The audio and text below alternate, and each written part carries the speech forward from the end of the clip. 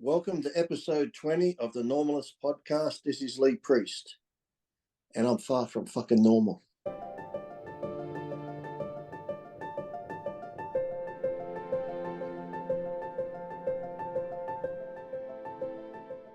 Good stuff. All right, mate. Well, it's awesome to have you, Lee. Thanks for giving Thank up you. the time to be on the podcast today, mate. And a happy birthday too. I saw your birthday on the 6th. So Yeah. to do some hot air ballooning in the Hunter up there. How was that? Yeah. I did it before. It gets bloody hot, doesn't it, when you're up there? Oh yeah, because it was a cold day. I'd never really wear a jacket because I don't really feel the cold. Like if it's a cold day out and the wind blows, I feel the wind chill. If there's no wind, it doesn't bother me. Yeah. But my wife's like, "Oh, take a jacket, take this." I had the jacket on up there, and when they set that off, it's so hot. I'm thinking, I want to take my fucking jacket off. But now if I do, they'll be like, well, look at him showing off. Even though I had a T-shirt underneath, they'll be like, well, look at him, wanting to show his muscles. He can't keep his jacket on. So I just left the jacket on and just was like, oh, fuck, this is uncomfortable. Like the life of a bodybuilder, hey? You know, see a lot of the bodybuilders, they wear those pump covers, those big shirts, you know. Often it's the guys who are a bit smaller that wear the stringers and trying to show Always, because even like when I was married to my ex-wife, she had a couple of kids, and when I was getting ready for the Mr. Universe, we'd go to the beach. And we'll get there. I'm like, oh, we're going home. They're like, why? I said, there's too many people. So the kids would be crying. I'm like, I'm not going down the beach with that many people. People are like, oh, if I look like that, I'd have my shirt off. I'm like, no, you wouldn't, because just the stares and then all the stupid fucking comments, it's just like fucking idiots. It's like, you know, but if I say anything about somebody being fat, I'm fat shaming and that. But it's really weird because whether it's guys or girls, actually, I find women the worst. If they see a girl that's in shape, they're so fucking bitchy and put the woman down and shit. It's just like, you could look like that maybe if you didn't stuff your face full of fucking food and did a bit of exercise and didn't spit out fucking 6 or 7 kids for the fucking money from the government, you fucking whore. So, you know, it's just like, they're so quick to judge. It's like, wow. Well, you go on Instagram and it's a bit different, isn't it? You go on a lot of girls' pages and they're all complimenting each other. But well, you go on every girl page now, and I swear it's like cloning, because every girl, picture over the shoulder, or let's just say they got a product. If they're doing products, it's like this, but their tits are half hanging out. But look at the product, don't look at the tits here. Or every shot is laying at the beach, over the shoulder, pants up their ass, or if they're in the training, they'll be doing like stiff-legged deadlifts or something with a little tight pants on. You can see the camel toe. And I read the comments. Oh, you have nice hamstrings. From men, I'm thinking, fuck off. A man looking at that picture is just thinking, I want to tap that ass. You don't give a fuck how she trains her hamstrings or calves and bullshit. I just like, and then if you do say something like that, oh, I put on it before. Oh, I'd hit that just as a joke. Oh, they start going off at me. I was thinking, well, what do you think a man's going to look at when you're bending over in a thong underwear? It's like they had a big thing in America lately where girls were filming themselves in the gym, but then there'll be a guy looking at them and they're like, look at that guy over there staring at me. So they take the camera. Why are you looking at me? And they're confronting the guy about looking at him. I'm thinking, well, you got this tiny top on with these big implants, you know, all good for you, but it's like, that's the thing you're wearing is called a sports bra. It's not a top, it's a bra. The word is in the title, bra. So you got this tiny bra on, these tiny little fucking shorts. He's a man, he's going to look. But you're getting mad at him looking at you for something you're going to post on Instagram for the fucking world to see. So it's like, be like, imagine if we went to the gym and just swore, I'm just going to wear, I bet if I walked into the gym, I start training and you see your fucking schlong hanging to the side, they'd be like, you need to put shorts on. I'll be like, I do have shorts. These are boxer shorts. Shorts in the title, so they're shorts. It's like, you know, you see these girls wearing their gym pants around the malls, camel toes. Imagine if we were like cyclists and we just wore our tights. I'm sure security would say, excuse me, sir, you have to leave. You have to leave. I've had a few complaints. But like, have you seen Joey Swole on Instagram? He goes and occasionally I've seen him stuff. Yeah, so like basically he gets people sending him videos from in the gym where they've captured someone, you know, humiliating someone else, and then he'll put it on his page and call them out, and then they'll find him on Instagram. And I think it's a good movement. I think he had a couple on there too, didn't he, of the girls having to go guys for looking at him and stuff. And it's like, look, I understand, you know, gyms, people go to, if you see someone's body and they look good, they could be looking at you. who knows? They might be looking at you thinking you're a slut. Half the time when someone looks at you, it might not be positive. It could be negative. So don't get all high on your horse. But the thing is, it's like if a girl goes out to a nightclub now, that club in Sydney where they had that rule where if you stared too long, you could be kicked out because it's sexual harassment. It's like, it's so weird. There's like different levels of, I wouldn't say sexual harassment, but on what they, like, if let's just say you're an ugly guy, you got no money, you stare at a hot girl, that's sexual harassment. I bet if she sees you pull up in a Lamborghini and you got fucking lots of money, oh, as you're looking, she'll be pulling the fucking top down like this. So it's like, there's all different levels of, what, and girls can say, oh, that's not true. I said, fuck off. I had a sister and friends. I used to listen to them talk. I knew lots of girls in the industry overseas, and you hear them talk all the time like shit like that. So men beware. It's all a trap in the end. It's just a bit of a thirst trap, hey, but it's all a social comparison, like social media these days has changed everything. And especially we'll talk about this bit when we look at your bodybuilding career and how things have changed. But have you seen lately the Threads app? They've just created that's on. Oh, is that the Mark Zuckerberg or one or whatever? Yeah. So basically, Zuckerberg he's trying to get sued by Elon Musk is trying to sue Zuckerberg for basically appropriating Twitter, so creating an Instagram version of Twitter. But mate, I think someone said it's almost identical, is it? I saw it on the news, but there's too many apps now. People try and get me to get TikTok. I'm like, fuck TikTok. It's like, if you're an adult, you don't have TikTok, do you? Yeah.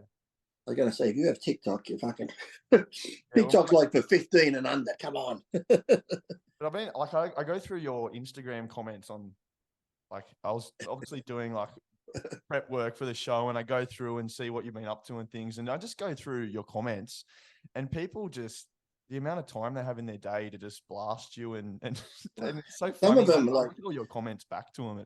I think sometimes when I read something, but then someone could get offended from what I said because no matter what you say, I've been called a racist, every name under the sun, just because I make jokes, and these people today can't handle jokes. But yeah, somebody will reply back and I start reading it, and then I scroll, and then I'm like, fuck me. Like, this guy's a nutcase. It's like you said, to take that amount of time to write that shit, I'm thinking, you need to get a life, mate. So I don't even read it because it just goes on and on and on. I'm like, man, there are a lot of people out there who are just nuts. And the funny thing is, too, because in all my time, I've said to people, the ones that talk shit there, I've had one say stuff about my daughter, family. I just laugh. But sometimes I say, look, if you feel that strongly that you hate me, because you get the ones, if I saw you in person, I'd knock you out. I'm like, I'm a hitman's wet dream. I go to the same gym at the same time. I eat at the same places.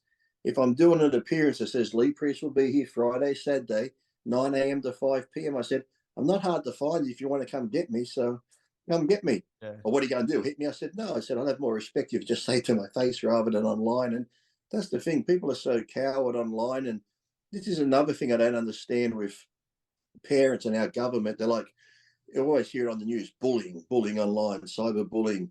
What can you do about it? What can you do about it? Go in your fucking settings, you daft bastards.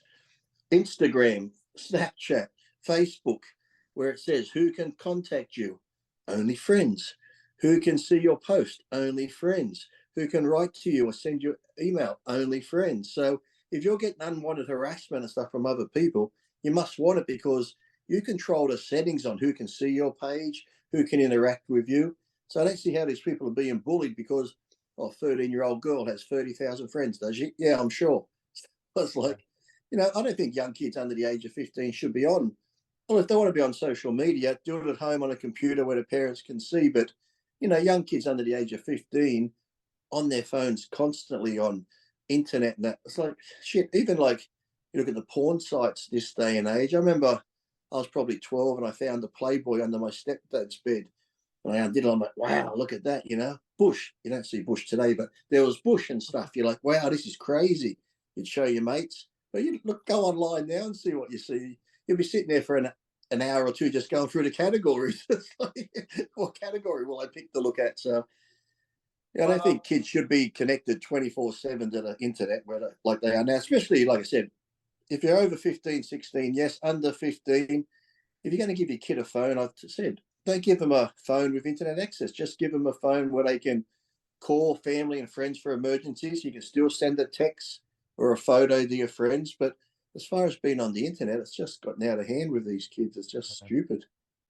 And the reason we've basically got you on the podcast today, Lee, is because everyone knows you for your bodybuilding and, you know, being Australia's most prolific, you know, IFBB professional bodybuilder. But you're a straight shooter, you know, you just say it as it is. And whether people love you or they hate you, your physique and the achievements that you've been able to, you know, the things you've been able to do with your bodybuilding career just generates respect, you know, regardless of whether people love you or hate you. So I think that's one of the reasons why I wanted to get you on the podcast. And some of those things I love the haters though. I love the haters more than, even though I love my fans, but the haters they're like the ones that sort of keep me going, because as long as I keep going, I know they're just annoyed all the time. And what gets me is though with the haters, because you mentioned them, it's like I'd really like to understand them. I've always said to people, why can't we do a podcast and get some of the haters on where we can actually talk to them, because I want to know how their mind works. The thing is, it's like, I don't like cricket, right? I never really liked it.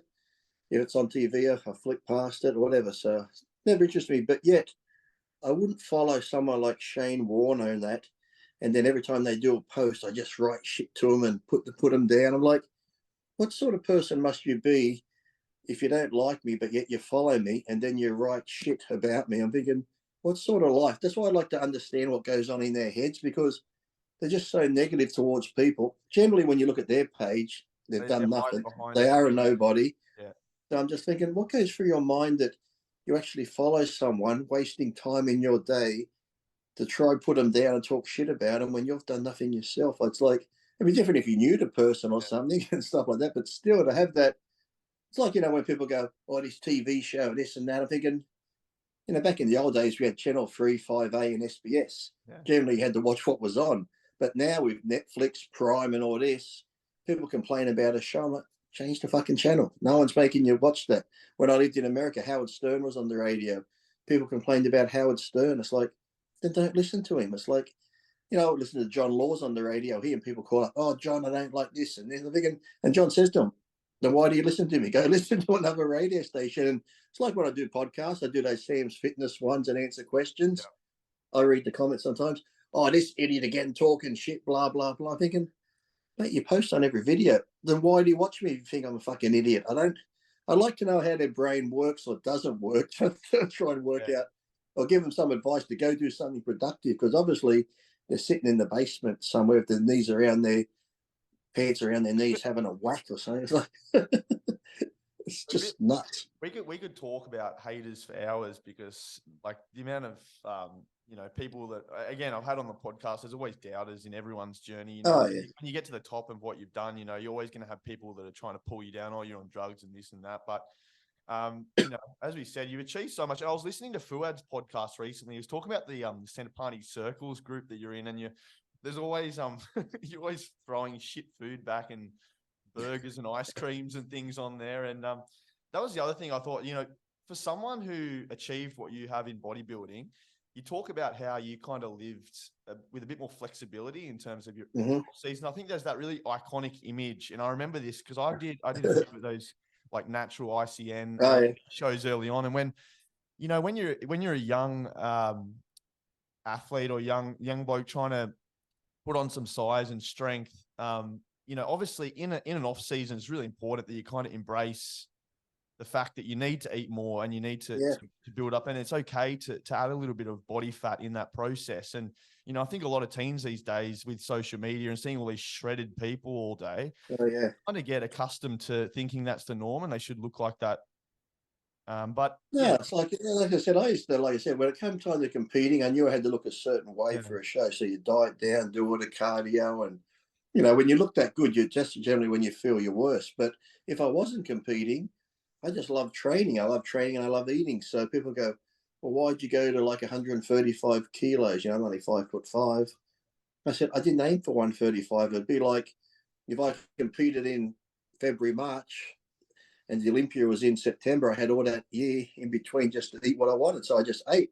You know, I'd eat good food still. I might have steak and vegetables, but after that, I might go have ice cream and biscuits, and then I might have chicken and rice, but then now later I'll have McDonald's. So when it came time to diet, I just cut out all that bad food in between. And like I said, I wasn't worried about my abs or having a jawline in the off season. I was like, I couldn't care how I looked. I just wanted to enjoy life. And I find that's why my body responded so quick when I did go back on a diet. I find people that stay too clean all year round generally, yeah, they look good, but they don't make the improvements generally year to year. And plus, being around them, they're always miserable. You go out and eat with them.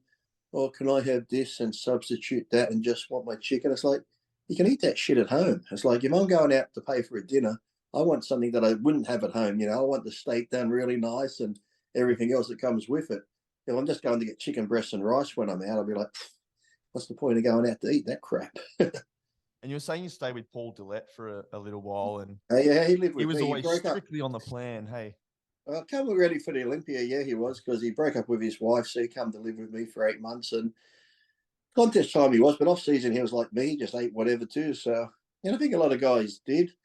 You know, I know Doran got really heavy and NASA got really heavy, and these guys generally that got heavy each year they competed, you could see the improvements on them. And you know, you had like Sean Ray and Dexter and all those guys who never really got bulked up, and every year, look, they look fantastic, but you didn't notice the big improvements every yeah, year. So I think you got to put on a little bit of body fat. Oh, you don't have to go too crazy, but maybe, like you said, now because of the internet, everyone wants to look good for the internet. But then again, half the time people are photoshopping their pictures anyway. So yeah, it's like, who cares what you look like, really? So there's only that one day that counts, and that's on the contest stage. Apart from that, just enjoy yourself, have fun, because you can physically, it's not too bad. If you love training and dieting and cardio, it's not too bad.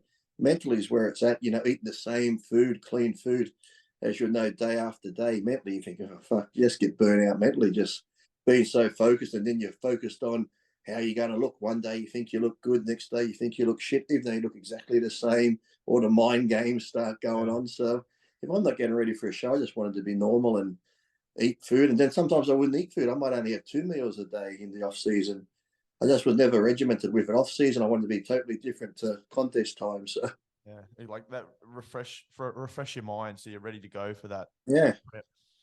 And you said you never had a coach. You no, always coach yourself. And I know I've seen some videos where you're discussing, these influencers online, these coaches, where yeah, they take on clients and that they themselves don't even look anything like a bodybuilder. They don't prep hmm, themselves yet. These big, real professional bodybuilders go to professional them. Yeah, bodybuilders go to these people who look nothing like them and have never hmm. competed in their life, and yet they're looking for that expertise and guidance. I don't know why they do it. Makes It's sense, like does it? Yeah, I've had a few people come down on me. Well, Lee doesn't know what he's talking about, but I do. It's like I started training at 12, competing at 13, and one of my first three shows at 13. I'd read magazines, and really, unless you got something wrong with your mind, we all know what we have to do to lose weight: eat clean food, vegetables, chicken, lean steak, whatever, higher carbs, low carbs, whatever your body reacts to. And the only way you're going to know that is by trial and error. And nobody's going to know your body better than you. yeah, It'd be like if you came to me me to get ready. If I had to get you ready for a contest, yeah, I'd probably just ask you, how do you train, how many days, this and that, and how many meals can you get in a day? I'd say, what foods do you like? If you competed before, I'd say, show me what you sort of done before. And all I can do is just go off that, write you up a diet to begin with, and say, I want you eating oatmeal in the morning, this many egg whites, next meal after training, have like 8 ounces of steak and maybe a cup of rice. yeah, You go away and do that. Then in a week or two, I'll check in how you're feeling, how you're looking. Okay, we can maybe add a bit more here, take a bit more. Like, everyone can do this themselves. And these gurus get people who are already established pros, people with the best genetic, talking to 1%, yeah, the Ronnie Coleman's, Phil Heaths. It's like anyone could get them ready. My grandmother could write a diet out for Phil and say 8 ounces of chicken breast, vegetables, and this and that.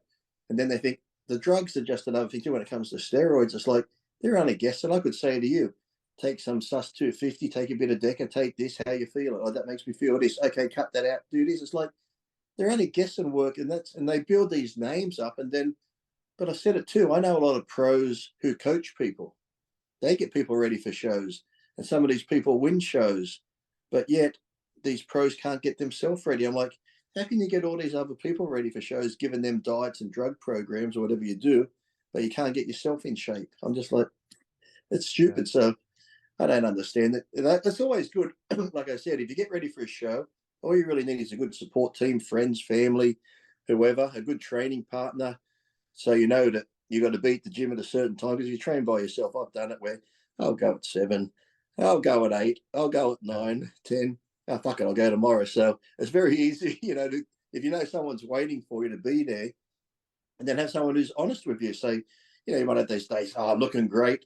You need someone to go, nah, you're still a bit fat, soft, because you want the people, no matter how you look, you're looking great, even if you look shit. You get those kiss-ass friends. It's like, no, tell me the truth. So that's all you really need. But yet people just, it's like Delenn had Chad help him, and he just told me, he just said he was lazy. Because if I was going to have lunch, I'd be like, what will I have for lunch today? Chicken or steak or this? As long as it's from a protein group, I didn't care. And Paul goes, see, that's why Chad has it written out. So at lunchtime, he goes, I know I have to have steak and this. Well, he doesn't have to. You could have any protein source you wanted, but, he was just lazy. So, you don't really need them. Unless, I've always said, if you're the average person who's never been into a gym, never been on an eating program, then have someone who can say, these are the foods you got to eat, do some sort of diet, show you around the gym a bit. But then after a couple of months, you should be able to go out on your own and just train yourself, because once I've showed you how to do a leg press, you don't need me there next month to show you how to do the leg press again, and so on and so on. Yes, maybe if you need a revision on a training program later on, change the couple of exercises or a eating plan thing. But really, you don't need someone there looking over your shoulder 24/7, because, the wheel's not broken. You don't need to reinvent the wheel when it comes to bodybuilding. And when I used to help people too, I used to feel guilty taking their money, because I'm thinking, this is so basic. It's just like clean eating and training and cardio. I know everyone thinks there's a secret, but trust me, there's no secret. Even if it comes to the drugs, there's no secret. So everyone's looking for that. And I think Fuad, or one of his too, I forget, he went to Hani, he went to Chad. He had like 4 or 5, because some people go, well, this coach didn't help me, I'll go try this coach. This one didn't help, I'll go to this one. I'm like, there's just, they're all going to pretty much do the same thing. It just comes down to you and your genetics, and even, pretty much what's up here in your head, how determined you are and how much heart and guts you got to really push through shit. And no one can teach you that. That's either built in or not. You got to have those pain thresholds you can go past, sacrifice, going on holidays or having family outings because you've got to be on a diet and you've got to train and stuff like that. But these gurus, I think, just get given too much credit for these guys who are doing all the hard work and busting their ass and stuff. Like, I got him in shape like that. I'm like, could have done it himself. So, it's just crazy.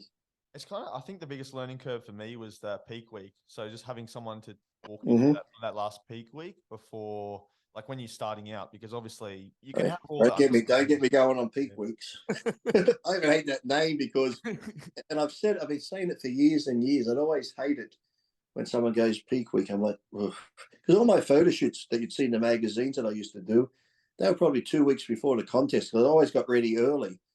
And generally, we've seen it. You've seen it. These guys post these pictures 3 weeks out. You're like, he's going to win. He's going to fucking win. Yeah. Come the day of the show, you're like, that is fuck. Yeah. What the fuck did he do wrong? And it's generally that last week. And I've told people all the time, let's say you're doing a 16-week diet. So from week 1 to week 15, you're eating roughly the same food every day. You're training at the same time every day. You're doing cardio. So everything's going good. And as you're losing your body fat, you're getting fuller still because you're eating food. Week 15, people post their photos online, full as a house, veins everywhere, cross styrations, because they've been eating, training, sleeping. Now, week 16, leading up to this weekend of the show, they cut out their cardio. They suddenly add diuretics. They change their food around. They stop training a few days out. Now, you got to understand, for 15 weeks, your body's been at this machine, eating the same time, training the same time. This last week, you go and fucking throw everything out the window. Of course, your body's going to react different. That's why I tell people, if you're in shape, all you really have to do is watch your fluid slowly, maybe cut your fluid down, but don't get rid of it altogether or you'll flatten out, and just tan up and pump up. But these people, like I said, they'll go from eating 200 grams of carbs this last week. We'll go to 1,000 now. So the body's going to go, oh, fuck. And then they'll be having certain different drugs they start pumping in. So I always, call peak week more like a hocus pocus. It's like hit and miss. And I've seen so many guys in great shape that last week fuck it up. I'm like, why do you do that? It's just, I think in their mind, they think, yeah, I'm looking good now. If I just do this little bit extra, I'm going to be that much better. and half the time it goes the opposite way. So you always hear it. Should have seen me a week ago, or you should have seen me a couple of days after the show. I'm like, well, it's too late then, isn't it? So don't do peak week, people. Just if you're looking good a week or two before, just cruise on in. I train up and do it a day before the show still. I might go light on I'll go light on the machines, but just to keep the blood moving. Yeah, right. Might even have 50 pounds, but it just really squeeze, almost like you're posing. Yeah. Because like I said, your body's used to doing something.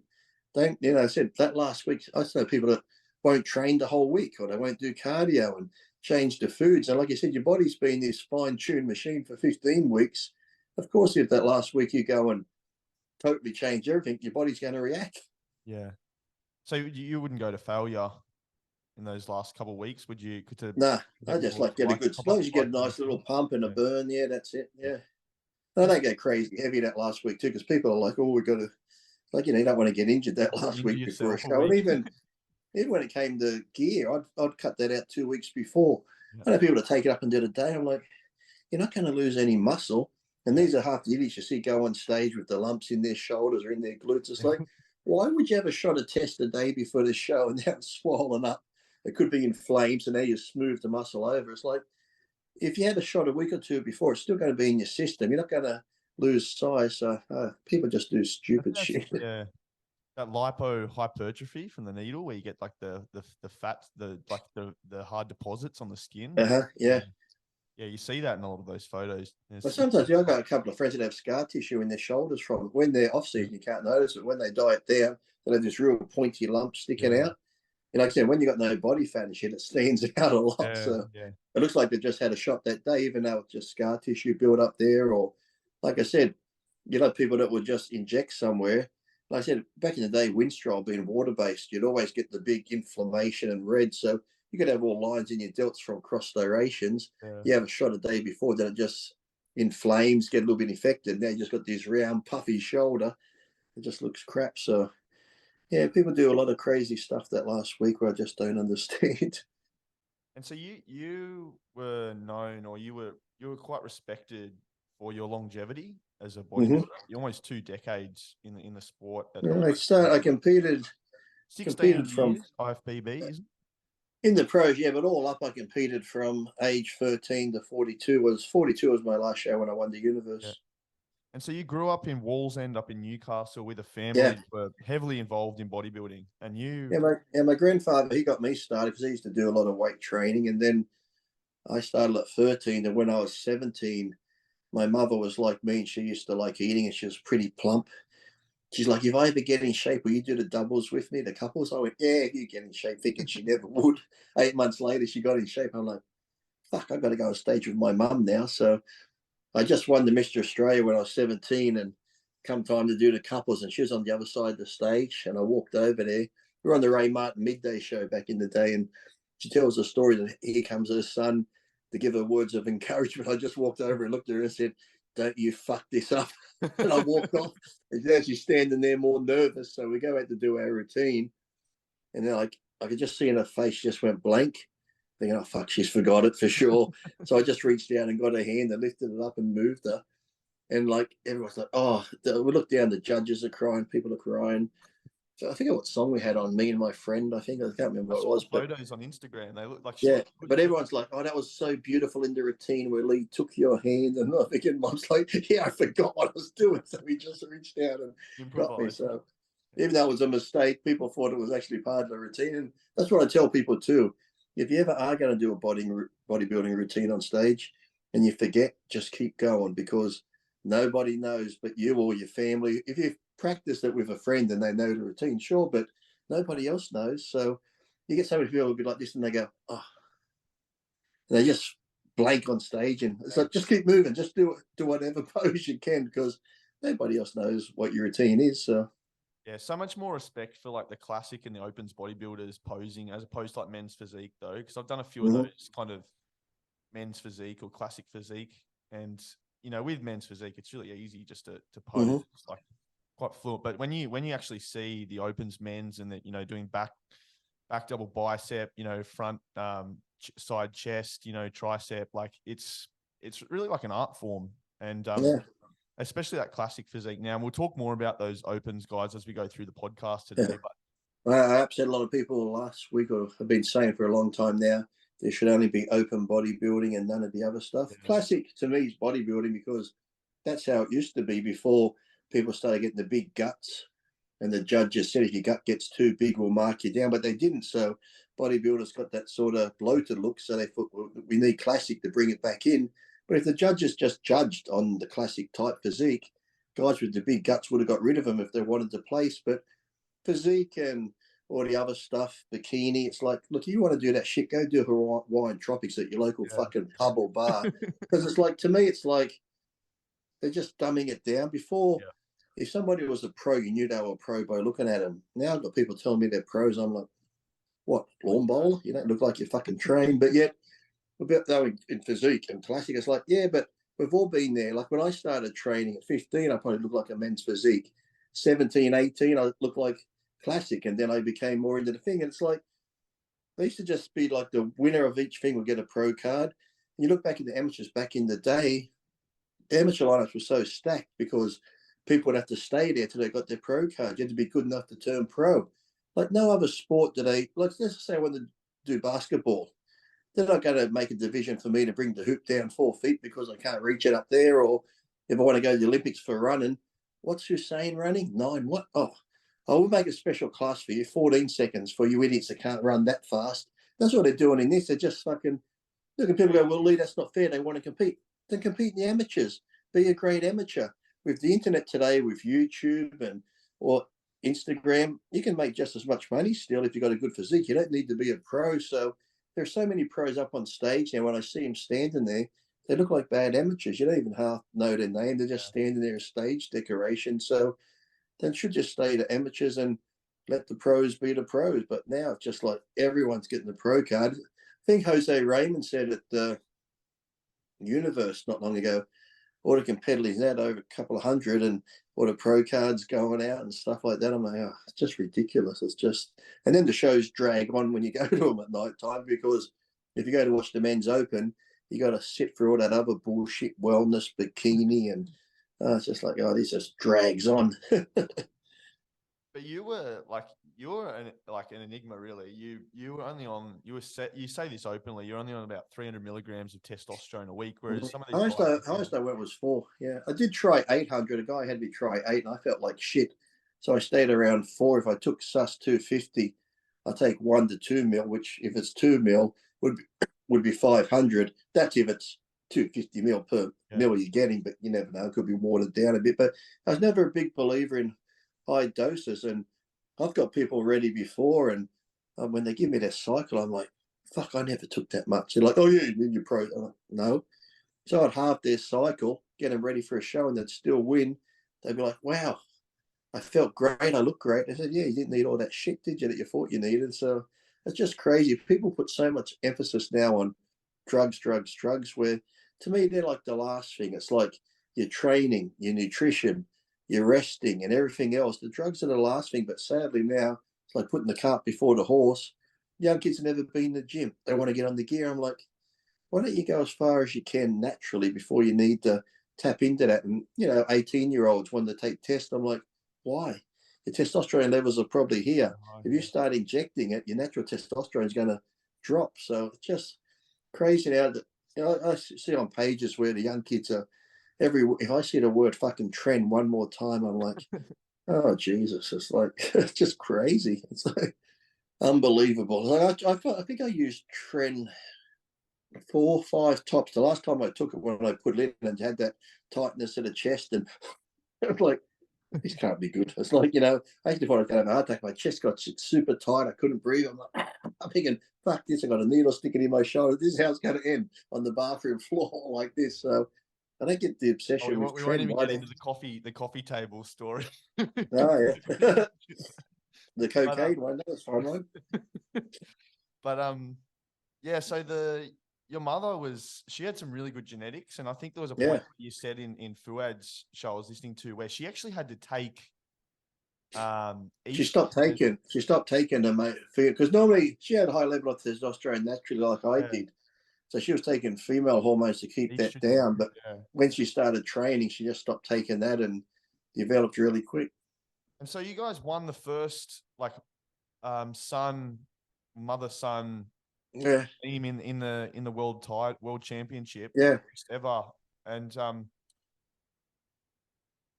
looking back on that, do you, like, obviously you talk a lot about, you know, determining your own genetic potential before you even consider touching those PEDs.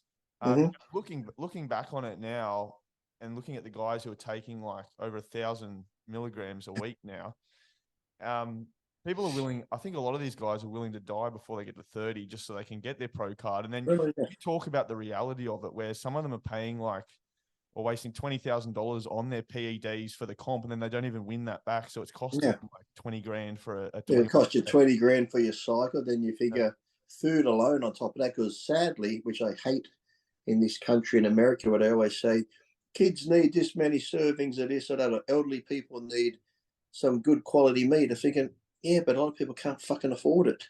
You know, if you got to eat 5 or 6 servings of vegetables and fruit a day and good quality meat and stuff, that's fucking expensive. And they wonder why they eat junk food, because junk food's cheaper. So the government needs to do something about, you know, I feel when you really look at it and you talk to hear the farmers talking, the farmers only get paid shit all for whatever they're given these big companies like Woolworths and that. Then Woolworths jacks the price up to give to us. It's like, how can a punnet of blueberries this big sometimes go up to $11? I'm like, for blueberries? It's like, okay, they're meant to be good antioxidants, but shit, as good a help as they are for me, what am I going to spend $100 just on blueberries to get what I need? So, yeah, it's just the people and these young kids now. It's like, I did a seminar once in England, and over there I was shocked that some young kids were taking anywhere from 2 to 5 grams of test a week. I'm like, wow, 5,000 milligrams. Like, where'd you get that? Online. I'm like, online. So here I am. I'm a pro that's been there and done it. I'm telling you, you don't need that. I've always said, start small. If you're making good gains on 200 or 300, why go to 1,000? Maybe you might go to 350, but these young kids now, they'll start their cycle at 1,000 milligrams of this and whatever else. Then the next time they do it, this time I've got to go 1,500. I'm like, it doesn't work that way. It's like you take too many vitamins, you piss them out. You take too many drugs, you've only got so many receptor sites that can take them in. So the only one who's going to benefit is the guy you buy it off, because he's going to become very rich from you doing that. And like I said, as you said too, they'll spend 20 grand on that. Then they'll spend thousands on food. Then if they got to travel to the contest, they got to get hotel, airfare, everything. So it just ends up costing you money. I'm like, you should have just stayed an amateur. Because like if you become an established pro and you're a good pro, the promoter will pay for your hotel, airfare and stuff like that. If you're good enough, people might give you the key you need. But I said, I used growth hormone twice. I never noticed anything from it, so I never used it again. Used it once in 94 and 96, but now I'm 51. I'm thinking, well, maybe growth might be good for me now to help rejuvenate shit. Do you think that's been a reason for your longevity, the lack of the use of GH? I think that that's got a lot to do with the distension that a lot of the bigger pros have. See, I never did insulin either, and I think the combination of those two, when I'm talking about the distension with insulin and GH and stuff like that, could be. So a lot of guys, like I said, Dexter, I believe he wasn't a big gear user, nor was Sean Ray, and they kept their waist tight and stuff like that. So, and people go, well, maybe if the guys eat a lot. Fuck, I ate a lot. When I was, like I said, bulked up, my waist was like 48 inches. When I dieted down, it was 29 and never distended. So it'd have to be something with, like I said, because I reckon all the insulin and growth can make the internal organs grow. So and then people say, I'm no doctor, but you always hear different theories on it. So I just think, people need to calm down on their dosages. So like I said, I'm there telling them the truth about what I've done. They're like, oh, you're lying. I'm like, what reason do I have to lie? I'm honest about everything else. Why would I lie about gear use? I'd rather be honest about it, so you don't have to go 1,000 milligrams. Just take 200. If it works, great, stay at that. And I remember Boston Lloyd would always say, that Lee's lying. But then later on, he discovered that all the gear he used and went back to smaller amounts, he got the same gains, but, a little too late. He's bugging his kidneys up by that point and shit. So it's just crazy the way people just think, more is better. More is better. If 2 is good, I'll take 4. It'll be twice as good. It doesn't work that way. So, even like I said, me taking small amounts. Luckily, I'm still here. But who knows? Even taking 300 to 400 could be damaging. You know, there's never really been anyone to do a study on bodybuilders over 20, 30 years who eat clean, train, take a bit of gear, then you get the ones who abuse. It'd be interesting to see, you know, but there's been a lot of guys around. Look, Arnold's still going. There's been guys from back in the day who, we know, took gear, they train and stuff, and are still going. But lately, we're just seeing so many younger guys dropping dead, whether it be from too much gear, but even too when you get the peptides involved and SARMs involved, people are like, well, they're not steroids, I can take them. But really, there's been no tests done on them. So maybe they could be causing problems, because I'm sure people take too much. If it says take one of them, I'm sure they're taking 4 or 5. So. And I remember like going to the gym and having guys who are taking, well, I don't know if they're taking GH, but they were definitely, you know, taking testosterone or some PED, but they're saying, you know, oh, don't deadlift. You're going to get a thick waist from doing your deadlift. Oh, yeah, don't squat. And, you know, it's coming from the person who's got a thick waist from their own undoing. And I think that there's a lot of messages out there that, this is what I think, whether people despise you or they love you, you know, talking your truth and your reality is something that a lot of this, I think this next generation really needs. They need more of the truth, because there's so much garbage out there, isn't there? Well, that's the thing too. Is like I said to people, okay, if you think I'm talking bullshit, I said, here's a simple thing to do. If you're taking 2,000 milligrams or 1,000 of this and 500, I said, once you finish your cycle, I said, come off for 3 or 4 months, clean out, do another cycle, but only take 400 or 500. I said, what do you got to lose? You know, it's either going to work or it's not going to work. If it doesn't work, go back to using your stupid amounts. But I guarantee the small amounts will work. I said, just try it. I said, what do you got to lose? Nothing.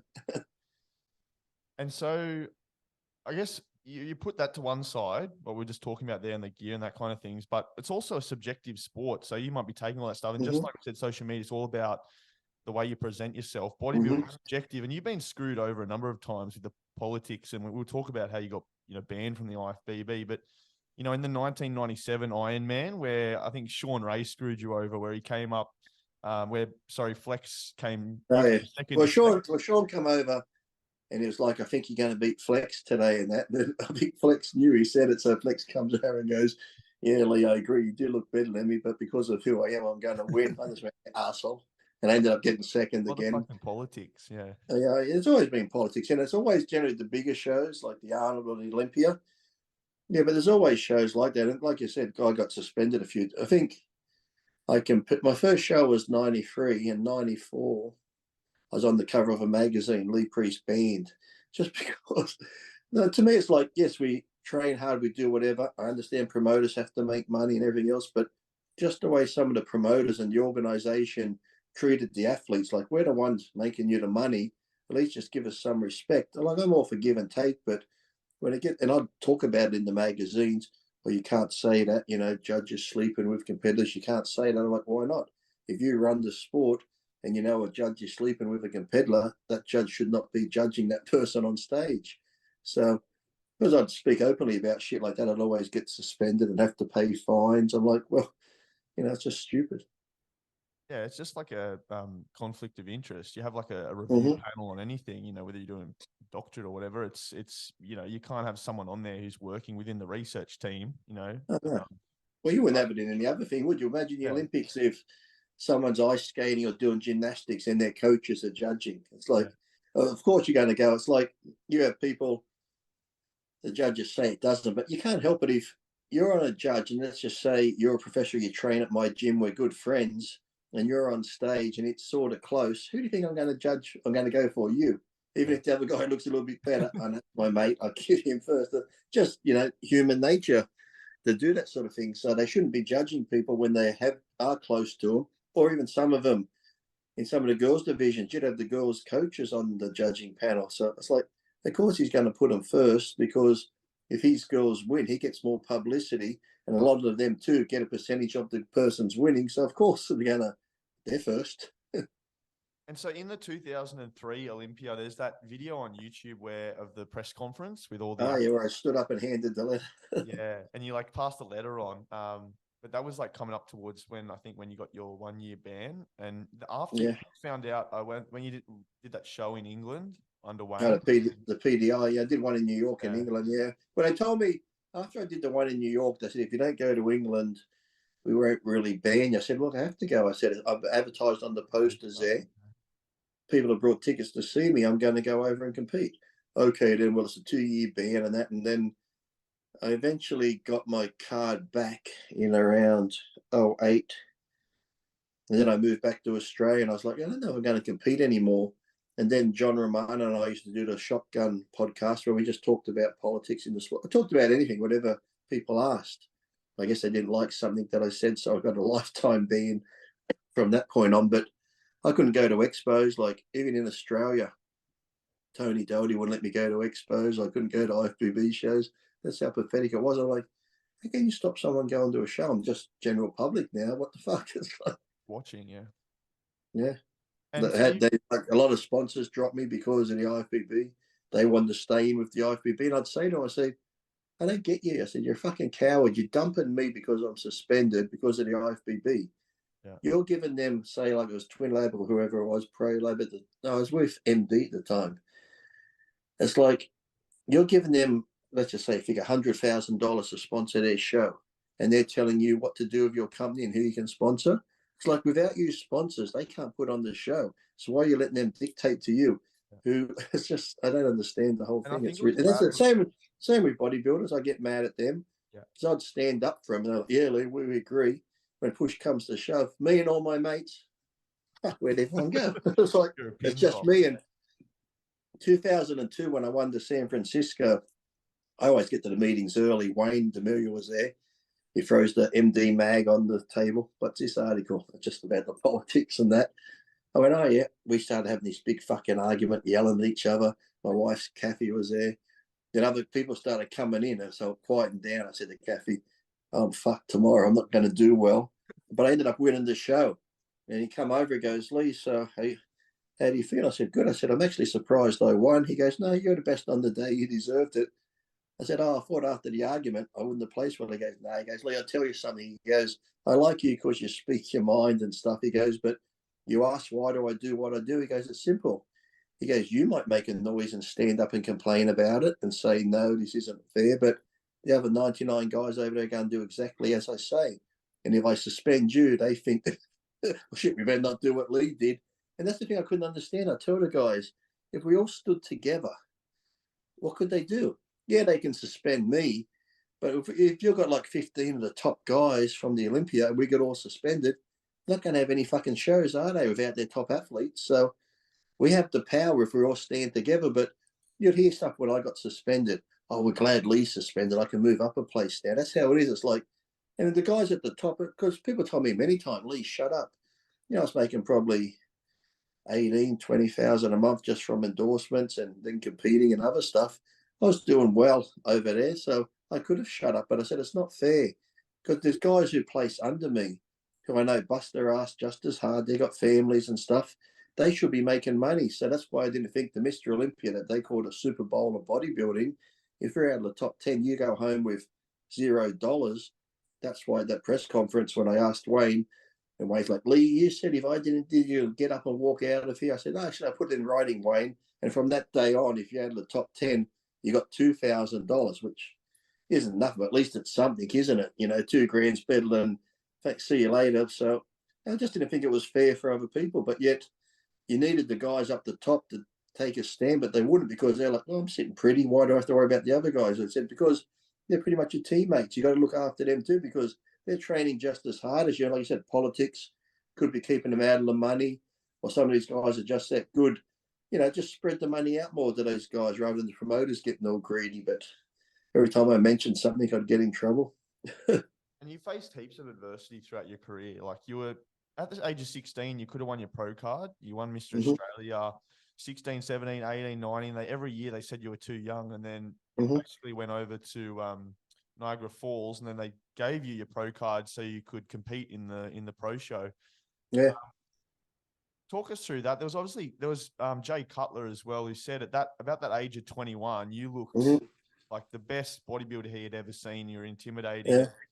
But do you think it was because they were scared that their larger cohort of athletes was in that kind of early 20 age group, and if they brought someone in who was younger, they was just going to run the show and clean up? I don't know. It's weird because I'm sure if I had been American, I've always said if I was 17 in America, I probably would be like, oh, let's put him everywhere. He's a young American. So being from Australia, it's like, my great grandmother, I used to always laugh because before she passed away, she knew I was going to America. She's like, don't let him go to America. Remember what they did to Farlap and all this stuff. It's like they're not going to kill me. Come on now. But they just punish me other ways. So, yeah, it's hard to say because, it's always a good compliment when I hear. I think even Ronnie Coleman, when they said, what was your biggest thing in bodybuilding? He's like being beat by Lee Priest. And Jay Cutler said, now he'd seen Ronnie and everyone, but Lee Priest was more impressive. I think Dave Plummer too.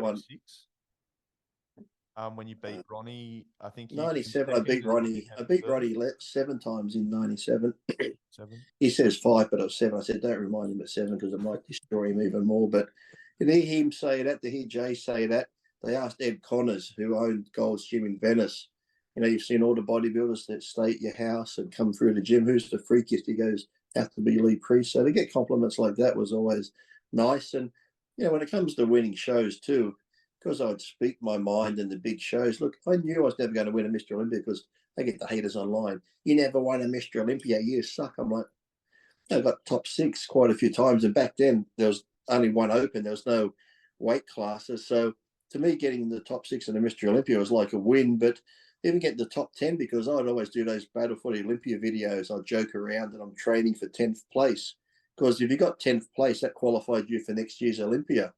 So if my heart was set on 10th and I got 6th, 5th, or 7th, I'm like, oh, that's a bonus, isn't it? It's 3 more places higher than I thought I was going to get. So the going into shows, the win and that, I never had that attitude. It's like I just trained hard, got in the best shape I could be in because I knew what the politics involved and everything else. So some days I actually got, like I said, I've competed in the IFBB since 06. I'm still probably one of the most talked about out there, just because it's outrageous in what I say and what I do. But I always had that good fan following because I didn't bullshit people. I didn't try to be a certain way just so people like me. I'm like, hey, this is how I am. You either like me or you don't. And I've still got that big fan following. So it's been pretty good that way. But, I just went on stage being the best I could. And sometimes that was even better because I could go on stage and look better than the guy that won and the guy that got second. And the fans can see that. So I didn't have to say anything. A lot of guys be like, I should have won this. I'm like, I didn't say anything. I just let the fans go online and they'd be like, Lee was ripped off and that. And sometimes you get more fans that way because they see you getting screwed, so they get behind you more. Yeah, and I think one of those things that for me that I sort of saw that like was really intriguing was in that year 2006 where you won the Ironman Pro. You also went and won, I think it was like a championship in the Skater Racing Championship in Lancaster. Yeah. That was in the same year. So you won the Ironman Pro 2006. Mm-hmm. And then you went and won because the year before I got 3rd in the championship drag racing and rookie of the year. And then I figured, because like the year before I was sort of missing some races to do contests. I figured one day if I work out 06, work my training around, dieting and that. So a few of the races I had to take my diet food to the racetrack and try to do every race. Because like any car race, it's based on points, the more you do. So, I did really well in 06 and ended up winning the championship drag racing as well as winning the bodybuilding and that. So, yeah, it was. I imagine there would have been a lot of adrenaline on those days and oh yeah, fun. And everything. Lose a lot of water some days too when it's really hot. You got the 5-layer fire suit on, sitting in the dragster in the sun. And so, I guess, how did you get into the drag racing? Because I understand you met, I think it was like Rod Fuller or something at one of the Olympia. Rod. He was a fan of mine. But before that, I used to do circle track, like on the circle track, similar to NASCAR and road racing, and did okay. That won a few races. And then Rod Fuller come up to me at an expo. He goes, "Hi, I'm a fan," and blah. We got talking. He's like, "Do you like drag racing?" I said, "Yeah, but I don't really know anyone in it." So I followed him around a lot watching him. He's like, "You should go get your license." So I went to Frank Hawley's drag racing school, got my license, and then they had a race on at their drag racing school where they bring like the top people back from the drag racing school.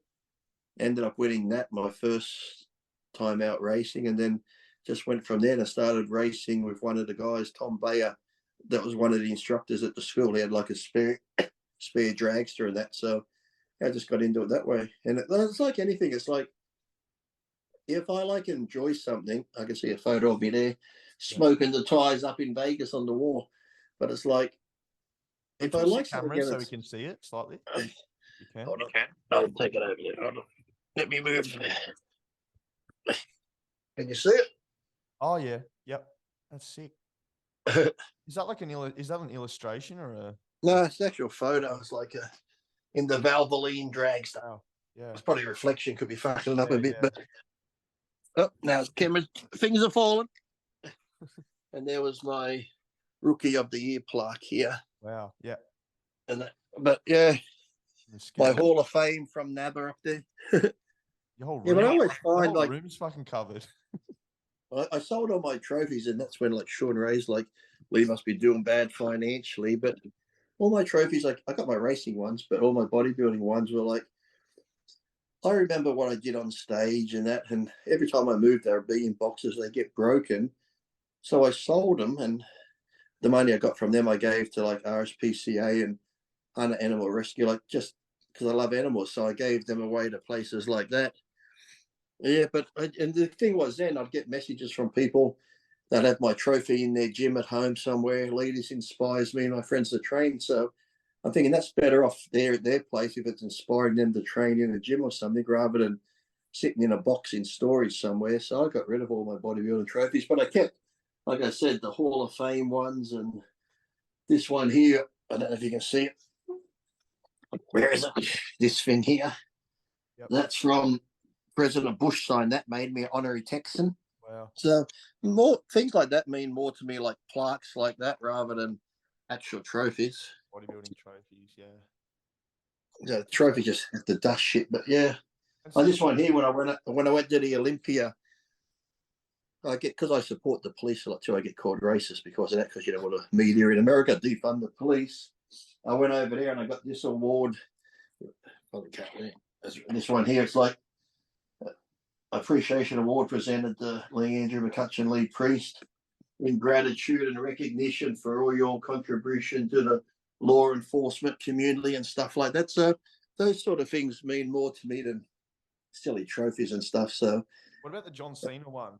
What's the it says thank you for the inspiration in that, because John Cena, he used to be at Golds when I started going there. Oh, yeah, but he did an interview. I think it was in Iron Man or something. Because my little nephew at the time was a John Cena fan when he was younger. He's like 22 now. But this interview he did, and they were asking him about bodybuilding. He's like, oh, I'm a big fan of Lee Priest. Lee Priest doesn't realize what a big fan I am of his. So when he came to Sydney, he was doing a big talk here, and then I went to see him, and he sees me in the audience. He's like, oh, like that. I went backstage and talked to him, and he gave me that photo and signed it. Thanks for inspiration. But somebody in the crowd that day asked him, so are you ever interested in bodybuilding and that? And he looks down and he goes, yeah, I was. Till someone like Lee come along and he goes, I can't compete with that. So yeah, he's a big, strong man as well, isn't he? All the WWE stuff as well. But it must be nice to be able to know you've influenced so many people with your career and all that. Yeah, that's the thing. Like I said, even with Arnold, someone just said the other day they were reading his encyclopedia where I did a lot of photos in it, because I'd see Arnold every day for over 10 years when I was at the gym. We would joke around a lot. I brought a Hummer. It's just a diesel one. He had the turbo diesel. He's like, take it for a drive. I'm like, I don't want to drive it. I took his Hummer for a drive. I'm like, you prick, because the turbo diesel was that much better than the diesel one. 2 weeks later, I went and got the turbo diesel one. But we'd joke all the time in the gym. And then when I did the photos in his book and the photographer was there, I remember this one time I was doing the preacher curl. He's like, stop. He comes over. He starts putting a bit more oil on my biceps. Okay, continue when we're doing the stop. Comes over. He dabs my sweat off. I'm like, the photographer, I said, fuck the training pictures. I said, when Arnold's rubbing the oil on me and wiping my sweat off, I said, get me pictures of that so I can say, look at Arnold, my little bitch here, wiping my sweat off my head. No, but we used to get on good. So, yeah, like Lou Ferrigno, I trained with him and his trainer a lot. But, yeah, just had a lot of good times over there. But when you say like being an inspiration, to me, if you ask me, I'm just a fucking dickhead. I never, that's why I hate when I see movie stars or athletes that have egos. I'm thinking, why? Just because you got money or famous, you're no better than anybody else. Yeah, I might be good at bodybuilding, but you might be great at podcasting and do whatever. The guy down the road, he could be the best fucking plumber around. Just because I'm good at bodybuilding doesn't make me any beddling the fucking local plumber. It's like we're all good at something. So I just hate these people that get good at something, get money, then they're like, oh, do you know who I am? It's like, fuck off. It's like, I don't give a fuck who you are. That's why today even, like, I've done Housos and Fat Pizza. We just finished that new TV show, Local Council, where I play a parking cop, and I get recognised a bit from that, especially the Fat Pizza, where I played the white power guy. If you walk in down the street, you get the Houso type people look across and go, white power. I'm like, oh, fucking hell. Because the people who don't watch the show are looking around going, what are they talking about? That's with Paulie Finneck, isn't it? He's the one. Yeah, yeah. So I actually could be doing another show with him in the next couple of months, coming up, touring around Australia to film a new show where I play his security and stuff like that. So that should be fun. Yeah, but yeah, I just find it weird now because even when I'm out with my wife or friends, I think it's just on the weekend or just parked in town with our cars and that, eating hot dogs, and people come past, oh, you're a Lee Priest. My friends are like, oh, you're Lee Priest. Oh, fuck. My friends just rub it in. I said, but to me, like, it's good, but then it's like, it's always so uncomfortable for me because to me, I'm just Lee, like I said, a dickhead. I just have fun, do whatever.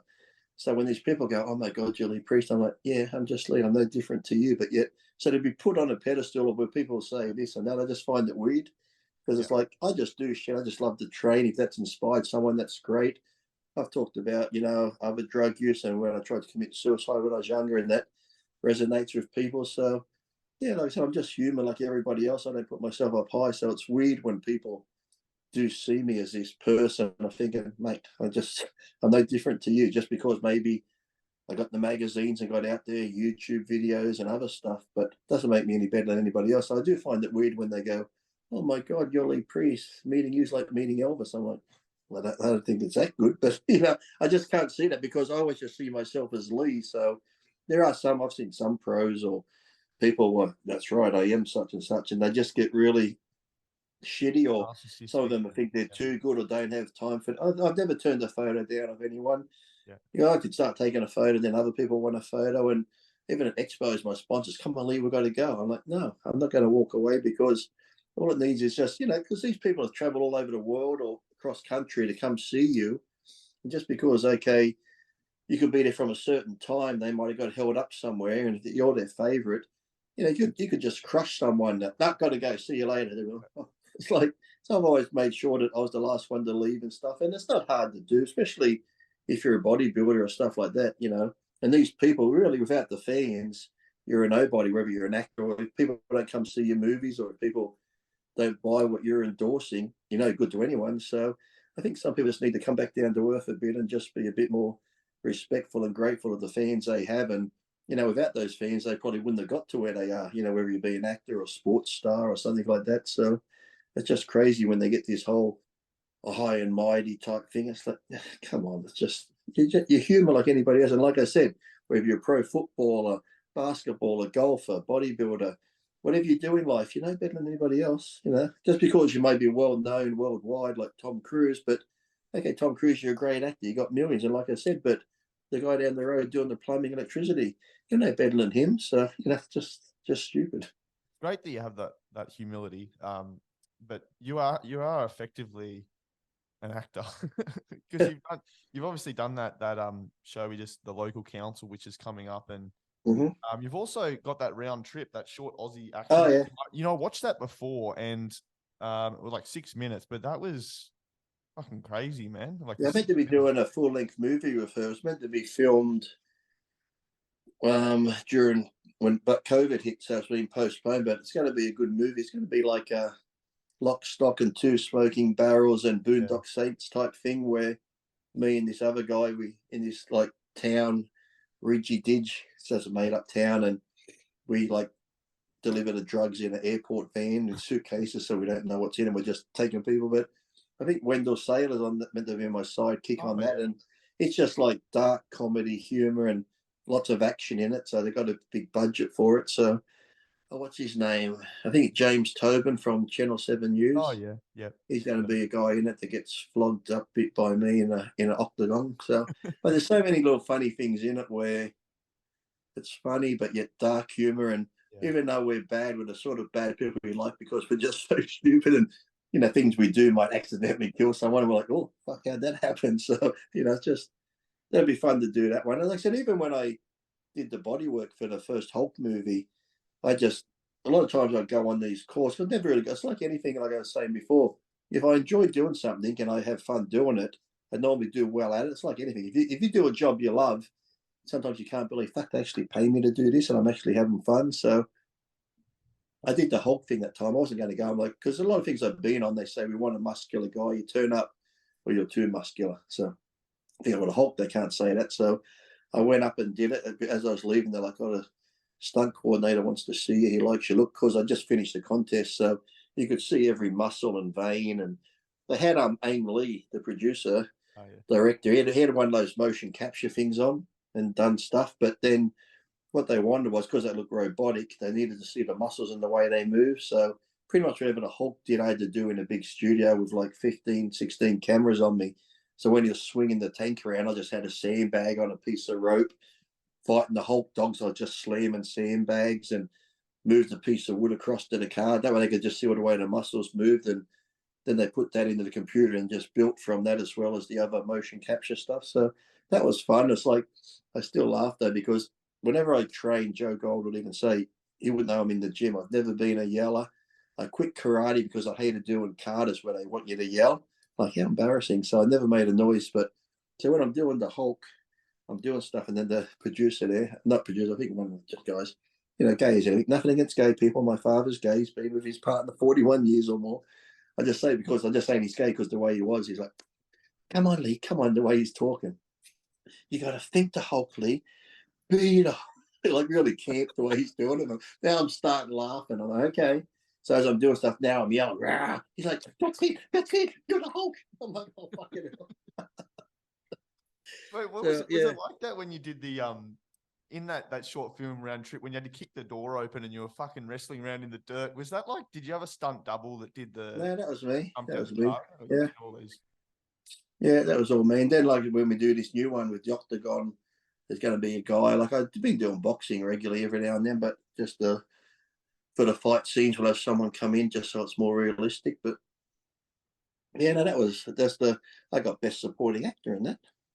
Yeah, I saw the thing, and all the awards basically covered the whole. Yeah, Ren Feckman, she's done a few good ones. I was in one where I just did a bit in it for her, where it's called The Skydiver and the Scarecrow. I'm just in the last scene where there's like a scene on stage and this person actually gets murdered, and I'm in the audience. Everyone's sitting there all shocked. So I stand up and I start clapping. Then everyone else is like, oh, everyone else is clapping. This person just being murdered on stage. So we talked a bit about your like passion for cars and that kind of thing. Mm-hmm. I saw like mid last month, you had your car in the Euro Motor Fest at Newcastle Foreshore Park. Mm-hmm.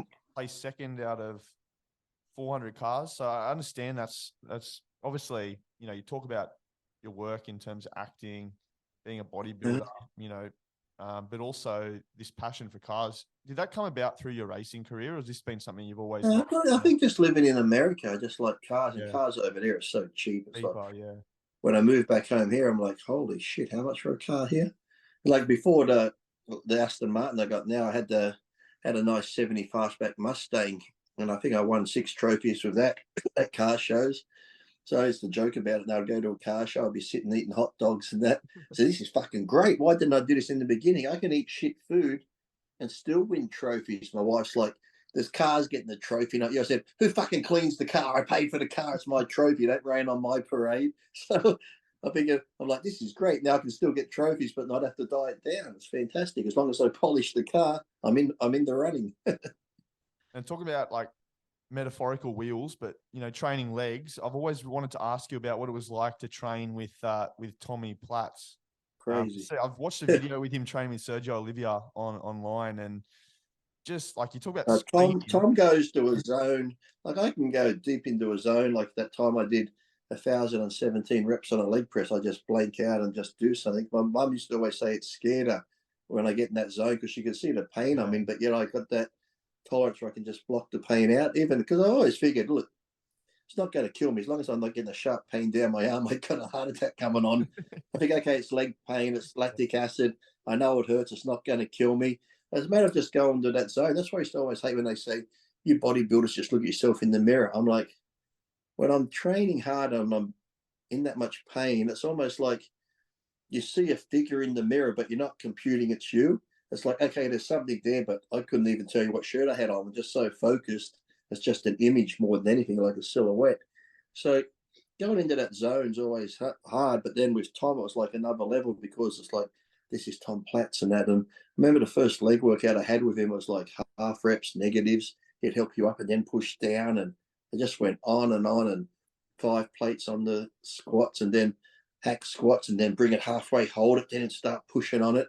And at the end of the leg workout, I just walked out the gym. I was dancing down the stairs at Gold's Redondo Beach, and Tom's like, "Oh, you're something else." I said, "Why?" He goes, "I'd be crawling out. How are you doing that?" I'm not, in my mind, I'm thinking, if you weren't here, I'd be fucking crawling out, but I'm putting on a show. And I went home that night, went to bed. I must have woke up at 1 a.m. and I thought I was having a heart attack. I'm like, fucking heart's racing like this. I'm like, my nervous system was that fucked up from just pushing myself that hard. I'm like, oh my God. And then another time we did later than that, I didn't drink enough. So, like my CPK levels went through the roof of like your blood thickens and that sort of thing. And the doctor goes, "What were you doing?" I said, "Training." He goes, "Oh, we need to drink more and this and that," because I think I was up near the 3,000 mark. And he goes, "Normally we see numbers this high when people come in, like in bad car accidents, when the muscle gets that trauma, it releases the creatine into the bloodstream." And then he goes, "And you did this training, you do this to yourself?" I'm like, "Yeah." He goes, "Okay." So, yeah, and I used to say to Tom, "Make a comeback." And Tom's like, "Oh, Leo, I can't," because when he switches on, it's like we'd train other body parts. And Tom, like I said it before, well, like say we're doing a side lateral, you'd be doing laterals like this. And once they start burning a bit, you stop. I mean, Tom would be going for 10 minutes. He'd be going here and then here. He'll get to the point where he's just doing like partials. I'm like, fuck, Tom, when's my set? 10 minutes has gone by, but everything, he goes almost beyond failure till the muscle can't move anymore. I think so when it came, well, you watch some of his videos online there, just when he's talking, you get all amped up because he's like, he gets so passionate about it. And actually, Tom was the main one.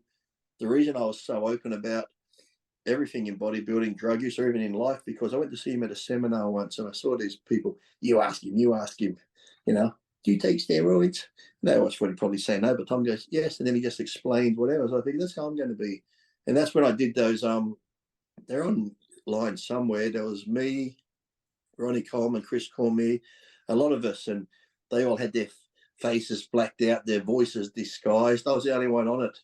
I said, "No, you don't need to black me out or disguise my voice. I've got no problem saying what I've used and shit. I've got nothing to hide." So I'm the only one on there who's actually showing his face, and that's you can still tell it's like Ronnie or someone, even though they've blacked out the thing and his voice, you can still see the body.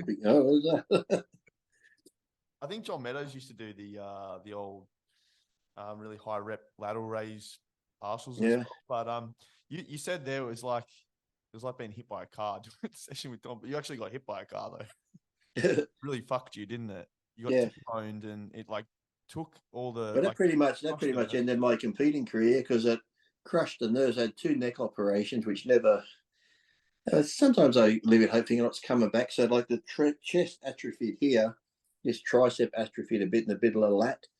So it almost looks like this part of the chest here, like Scott Steiner when he's got that thing on his chest. Yeah. Almost looks like a little dog's taking a bite out here because the nerves weren't sending signal to the muscle, so it can't fire properly. That's why I wonder now if I went somewhere with stem cell or growth hormone, would it help? Because, like I said, if it wasn't just that from my symmetry off in the tricep, I probably would have done the Masters Olympia and stuff like that now. So, but I don't want to go on stage and go, "Oh, it looks a bit lopsided." I can do half bodybuilding, half physique or something. Just in terms of like body parts, with your training, I know that when you get to the level that you're at, or other professional bodybuilders, working out your training split can almost be like a bit of Jenga.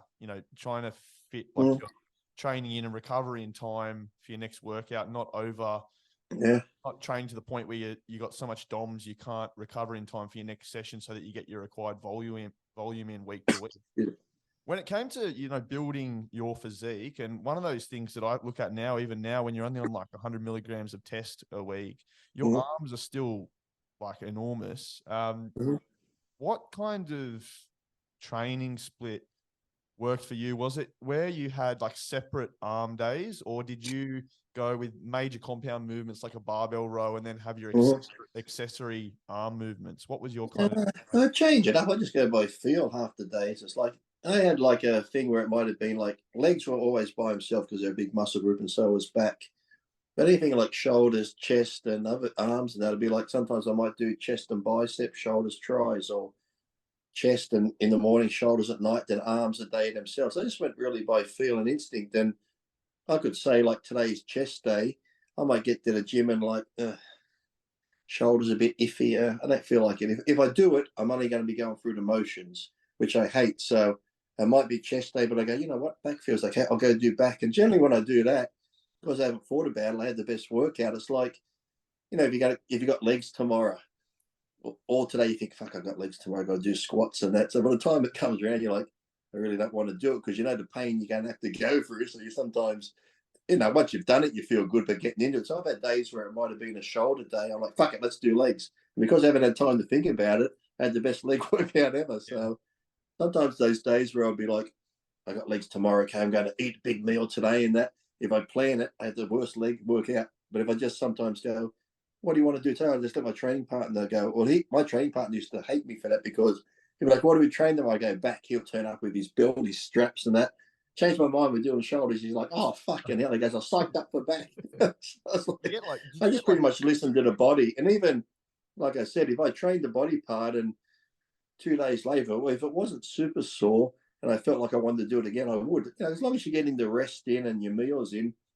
I think someone said once, generally after 72 hours, you can pretty much train again. And, you know, your body's a machine that can take a lot of punishment, really. So I always tell people, even when I am training or I'm training them, when they, I can't do anymore, I said, just because you're giving in, I said, trust me, your mind will always give out before the muscle because it's just a natural thing. Like if you're doing something that's creating that much pain, your mind's, hey, dickhead, stop doing this, it's hurting. So you've got to learn to block that out. Like I said, it's not going to kill you. As long as you distinguish too between an injury pain and just training pain. I think if you train long enough, you should know the difference. So, you know, if you get that burning feeling, and because I said, if I'm doing leg extensions and it just starts burning like someone putting a hot knife there, you're like, fuck it, I want to stop. When I'm by myself, I do stop. But, you know, if someone's there, you can go beyond that because I said it's all in here. It's just like, you know, you don't listen to it. You've got to somehow disconnect from what your mind's telling you. That's what I'm wondering with your racing career. You know, you always had that adrenaline. Like you must have always been in that fight or flight response. Because I know when I go like do a heavy deadlift session or squats, you almost get that adrenaline. You start to feel a bit sick because you know it's gonna be like fucking crazy. You know, doing that drag racing and then going in, getting your leg workouts done, all your really heavy training, like in terms of the effect it had on your central fatigue, like your nervous system, did you find those years were particularly challenging to kind of balance the two? No, not really. I find, like I said, if I enjoy doing something, it's like I tell people, I always tell people, like I never be late. I'm always early. I hate being late. To me, it's like if someone's going to be late, it shows disrespect. So, and then it's like too when you ask someone to do something, yeah, I'll do it, then they don't. Like, oh, sorry. I'm thinking, come on now, we've all been there. If you really want to do something, whether it's go out on a date with a girl or go somewhere or do something, you'll move hell and high water to do it if you really want to do it. It's like, how many of us out there, if you want to do something, you'll find a way to do it. If you're not really into it, you'll just look for excuses. So I've always just found stuff that I've really enjoyed doing and liked doing. So it wasn't too much of a balancing act. It's like if I was going to do the racing and I don't know, get up early, go to the gym, train, do my cardio, go to the racetrack, take my meals with me. I found a way to make it happen. So it didn't seem like it was hard. To me, it's like bodybuilders now come with a lot of excuses. That's why when I'll train 2 hours in the morning, 2 hours at night, then people started any more than 45 minutes, you're overtraining. I'm like, fuck off. I said, if you're getting rest and nutrition, you're not going to overtrain. Your body can take a lot. So it's almost like people want to be the best at something now, but put in little effort. How can I be good at something, make lots of money, but don't really have to go all out? So I don't get that. It's like anything, any other sport, boxing, they'll do cardio, run, skip rope, sparring. It's like, I said, show me any other champion in the world in any other sport, but I only train 45 minutes a day. It's like, it doesn't happen. I said, and you're a bodybuilder. So what do you do for the rest of the day? You sit on the fucking couch, you eat, you watch TV, you don't do anything. So it's like, not like you haven't got time. So I think everyone's looking for that quick fix still. But like anything that, if you're good at something, anything that, is worth something, doesn't happen overnight. It just takes time and just keep pushing at it and working at it, no matter what it is, whether it's bodybuilding or in any business type venture. And then, like I said, once you become good at something and if you enjoy it, it doesn't seem like work. So if you had to say, and you take that into perspective now, and you think about, say, someone like, and we throw this back to what you're talking about with Arnold Schwarzenegger and how he was back in the day, the way you remembered him. But also you look at now like Chris Bumstead, who's won the classic physiques, 2019, 2020, 2021, 2022. So 4-year reigning champion.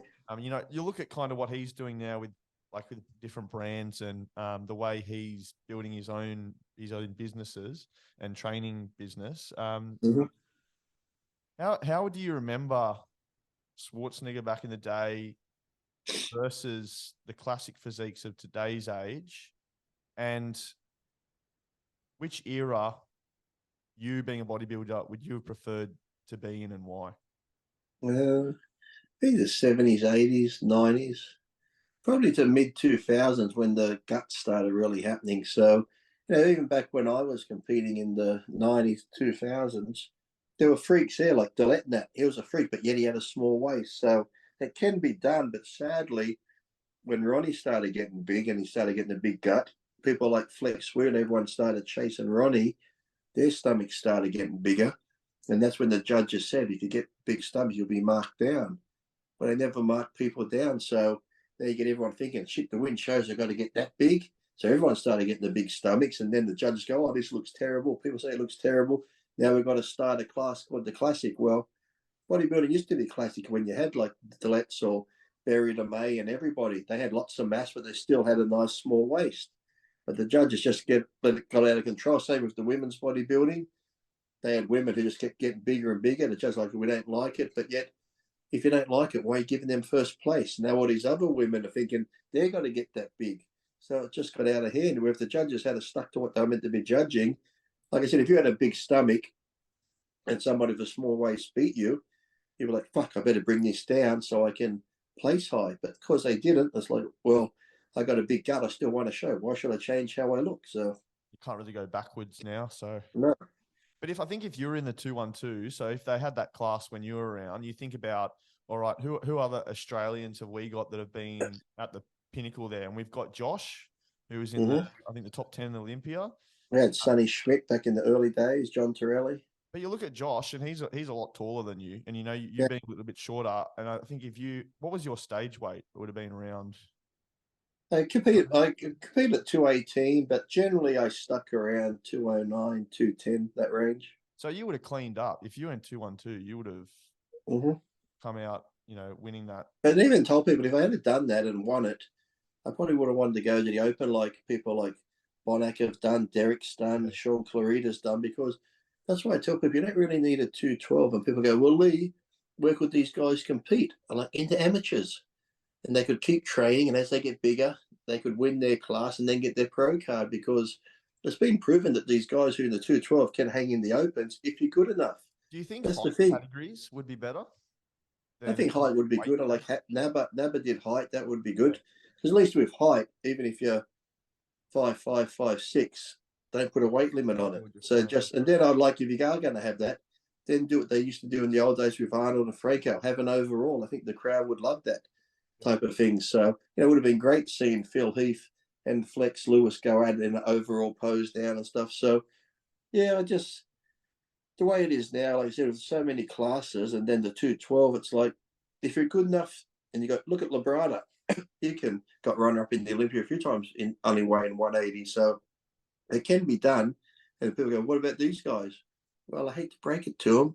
Not everyone gets a fucking trophy. You're not good enough to stand up there, so you shouldn't have your pro card. As simple as that. Like I said, we're just bringing it down so they can just get money, give out more pro cards when you're not good enough to be on the pro stage. And those last few pro shows that have been on, you might know one or two names. The rest of them, you see them standing against a backdrop like plants on stage. That they just look like bad amateurs, which is sad. It's like I said, they're not going to bring down any other thing, whether it be sprinting or high jump. I used to do a high jump, a long jump, but when the bar got too high, I'm like, there's no way I'm going over that. So they're not going to say, all right, for you smaller people who can't jump that high, we're only going to put the bar to 3 foot. That's for you people. So, I got a gold medal in the high jump. How high you go? Oh, 3 foot something. Well, the world record's like 11. Doesn't matter. They've got a class for me, so I don't have to feel like a loser. So, and then what gets me is too, you get these people who can do physique sometimes or classic and go, I do this because I don't want to get that big. I don't want to do that to my body. I know more classic guys and physique guys who are taking more drugs than the open. Yeah. And I'm thinking, as a male, and you're training hard in the gym, if your arm's got to 18 inches, I can't see any male going, that's big enough. I don't want a 20-inch arm. I'm happy with 18. Fuck off. If you can get a 20-inch arm, you keep training to get a 20-inch arm. So, yeah, it's just the way it's all been, I just say dumbed down. So, like, everyone gets an award now. It's I think people will try to say things to fit their reality. They kind of achieve that. So they try and make themselves feel comfortable where they're at. A lot of the guys can't get to that level. So they'll say, right. That's why I say just stay amateur. Like, you're not good enough to be pro. You're going to get a pro card, then what? You're going to be paying for your airfare, paying for your gear, paying for accommodation. You go to the pro show, you stand on stage like decoration, you get one call out. Thank you very much. It's like, what? You just want the pro so you can put on your Facebook or profile or your Instagram. It's like, you could just be amateurs and do that. And that's the thing too with bodybuilding or any sport. Yes, you might have a good physique, because I get people say, Lee, I want to be Mr. Olympia. I'm like, okay, what have you done? Nothing. Well, maybe start at your local show. Because you might have people who are just good enough to compete in the local show and win it. They might go to the state level next or the nationals and not even place. And then you'll have guys who can win the state, but when they go to the nationals, they might not do well. You have a guy that might win the nationals, get a pro card, but he's never going to be a good pro. So you've got to be realistic with yourself. It's like, yes, you might get a pro card, but are you good enough to be on a pro stage? You might have been the best that day in that amateur show, but when you're talking pros, you go into a whole nother level again, and the top 1% in any sport are ones that are going to shine. So, yeah, there's a lot of people who just need to be realistic with themselves and be like, okay, well, I think it was like the team at amateur Olympia, like first gets a pro card, then second, third place get the option of taking it.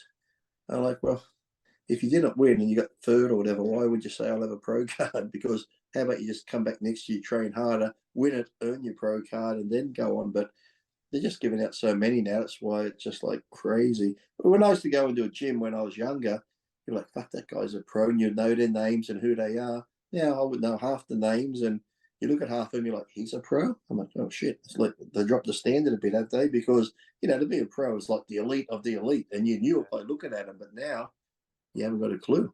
It's just all a business now. They've got to pay a yearly sub.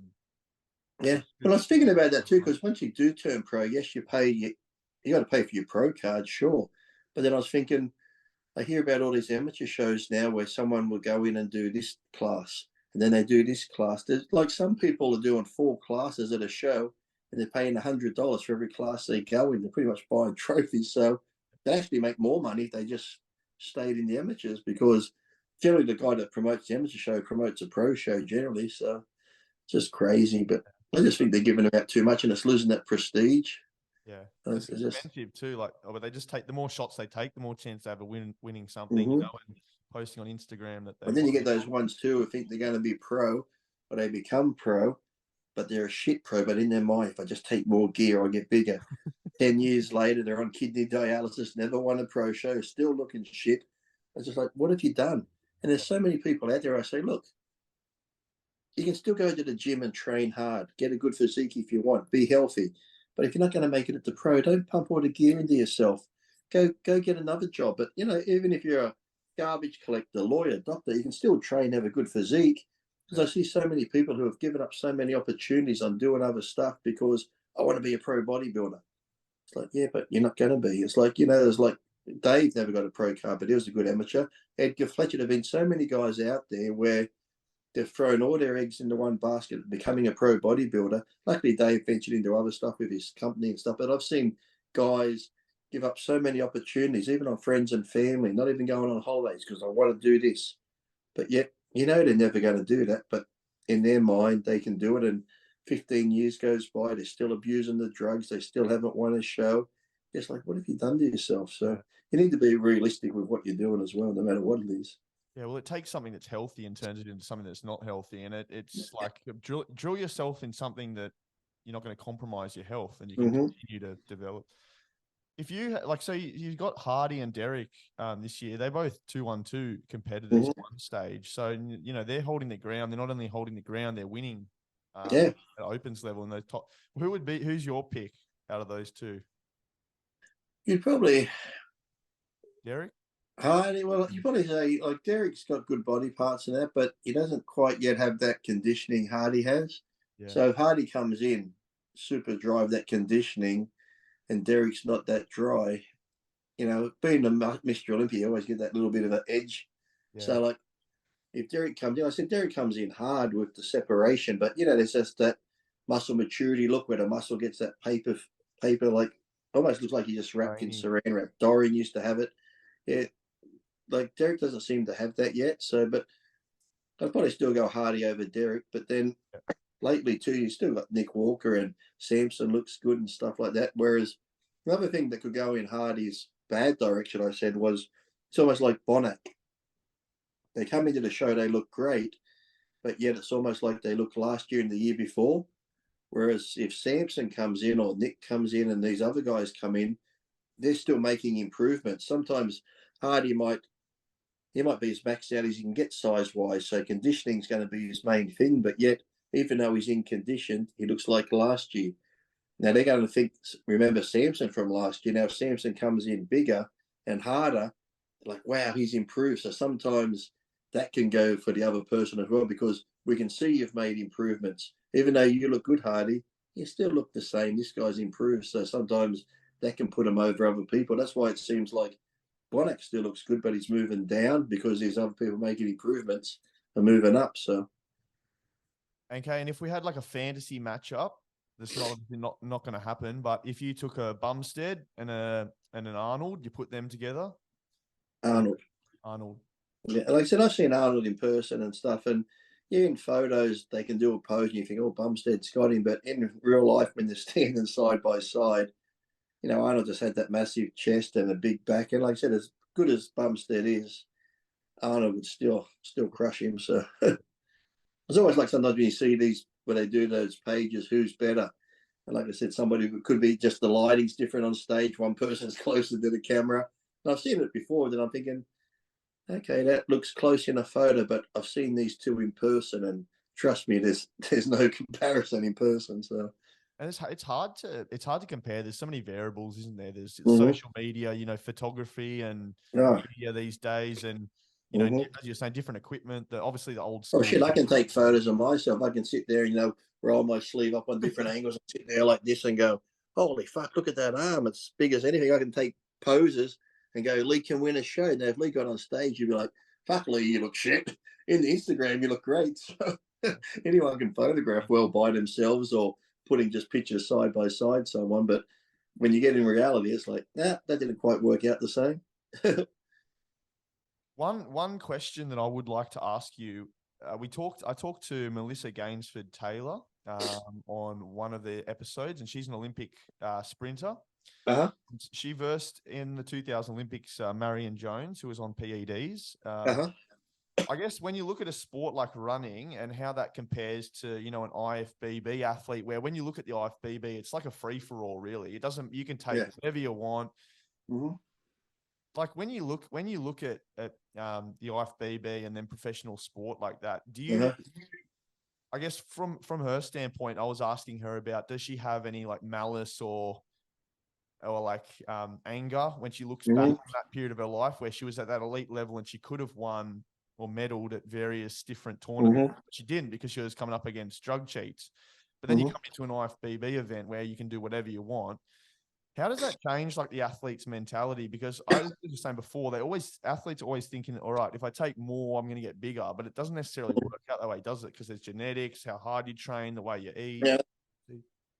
Well, I've been around like a lot of bodybuilders. I've been around football players, baseball players, cyclists, and I just come to the point where everyone's pretty much on it. If they say they're not, I don't believe them. Once they get to that level, you want to win good enough. It's just that you haven't been caught, or you knew the drug test was coming, because it was like when Carl Lewis got caught. I mean, Ben Johnson got caught. Carl Lewis come out, oh, he's taking drugs and that. But yet I knew friends of Carl Lewis. They're like, Carl should just shut his mouth. He's done this and done that. So it's like when, what was his name, came out with a book in baseball where he said he used steroids and all his teammates are putting him down. Then they all get caught taking drugs. It's like, just shut the fuck up. It's like most people like that. It's like, I remember there was a Sports Illustrated magazine did a thing on steroids in sport. Bodybuilding was number 8. Number 1 was soccer players. Now, who in the world would think soccer players use steroids? But just for recovery, look, they're fit. They're running around. And baseball players, that's the thing. You have these people out there who think it's cheating, but it's not really, because everyone's doing it. I used to know a sports doctor called Dr. Robert Kerr. He did a book about steroids in sports and that. He got kicked off the Olympic team because they asked him, how do you know they're taking it? He's like, I'm the one giving it to them. So America's like, well, we don't take it. Russia's the drug cheat. China, fuck off. Your athletes are doing it too. It's just bullshit, because when it comes to that level, when it's money involved, sponsors, of course they're going to say they're not taking it for the sponsors and shit. But to me, I'd rather have them take it. Okay, you've all got great genetics to get there. Okay, take a bit of gear. But if you've done it from a doctor, at least you know it's safe. The doctor gives you the right amount. You know you're getting the proper gear. Whereas if a doctor gave you 200 of tests, at least you know it's 200 proper tests. Whereas somebody might go buy it off fucking Dave from the boot of his car at the gym,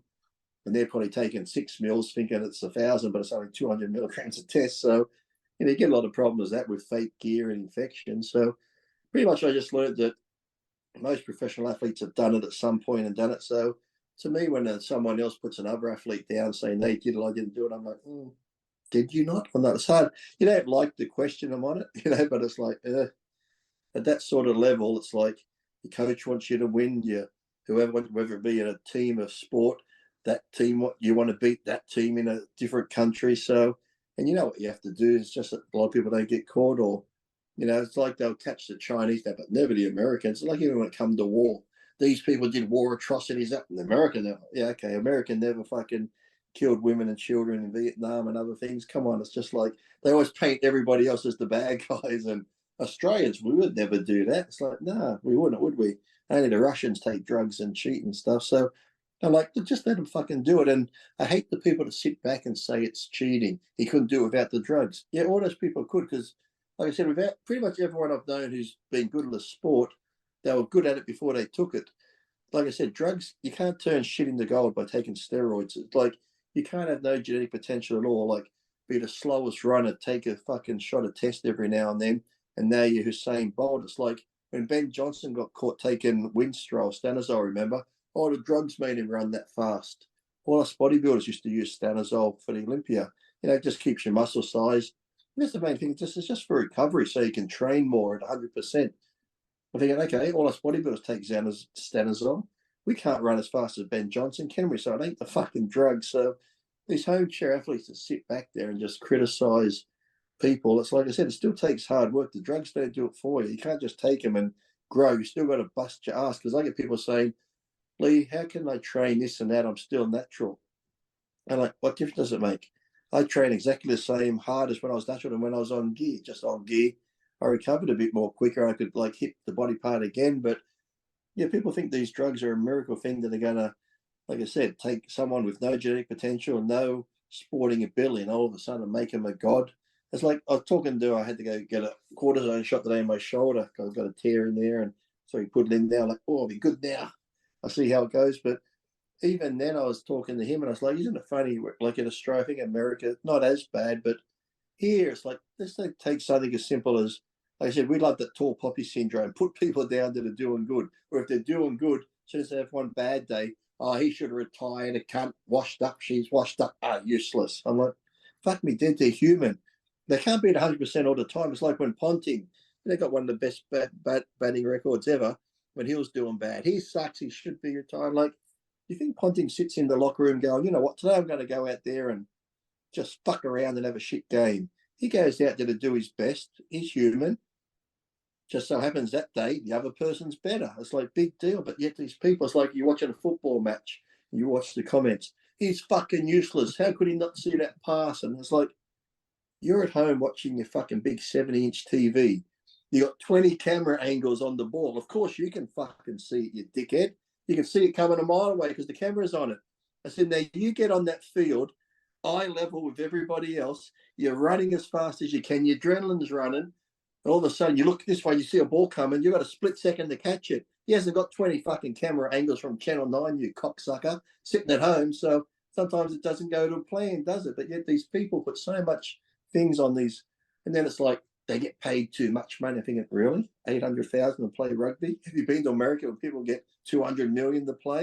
And you've only got a short time in the sport too. So I just get sick of all these people that sit down and put people down, whether it be he's a drug cheat or he did this, he's a shit at this, he has a bad day, he should retire. I remember Parramatta came on the field and even their fans were booing them. I'm like, fuck me dead. I said, I've seen teams in America not win for 20 years, but their supporters are still behind them.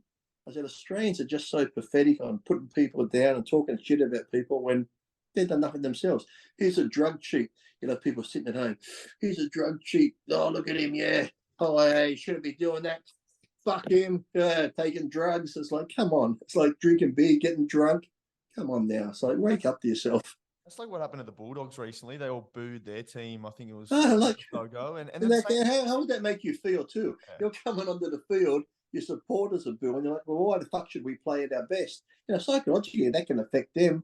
It's like, fuck, our fans don't even support us now, so why bother? And the thing I think too is we do put a lot of pressure on ourselves, and I hate when I see these coaches get fired because the coach can only tell them to do so much. It comes down to the athletes, and sometimes these athletes, like I said, they get an ego. I'd see the over at Balance here, West. I see the Knights training sometimes. I'm like, fucking pathetic. Half of them are on their phones. They're not communicating with each other in their own little worlds because I'm a somebody. It's like, yeah, coach is good to give them. I think a coach would be good, give them mental, support. Go on, guys, get out there. But really, if you're at that level playing pro football, you know what to do. You've got there because you know what to do. The main thing is to get out there and play the game and have fun. Now it's like I've got to play for the city of Newcastle or Sydney or whoever. I've got to play for the sponsors. And you put so much pressure on yourself that you're going to fuck up. It's like, just said, like, find that kid inside yourself again. When you're young, you'd go and play because you loved it. You had fun doing it. And that's what they should do. They should go out there and play like they're just a group of mates having fun. And things will happen. If you're having fun and you're enjoying it, you're going to win, So they go out there, like I said, with all the pressures on for this, for that, for sponsors. You got your fans booing you and shit like that. Fucking hell. It's like, just got to find that kid inside yourself and go out and enjoy it, no matter what sport it is or what you're doing. Think about these added pressures they put on themselves. And then, like I said, why fire the coach? He's told them what to do. If they go out there and fuck it up, it's like, it's like I said, they know what to do. It's like, you don't need a coach to say, all right, you come around here when he passes, do this, do that. It's like, you know how to do that. You're in the pros, you're in there playing pro ball. You must know what you're doing, so fucking do it.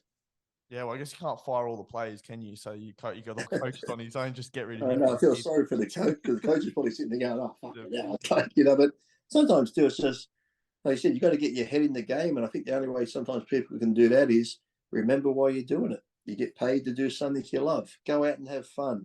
Take all that pressure off yourself because I'm sure it's hard.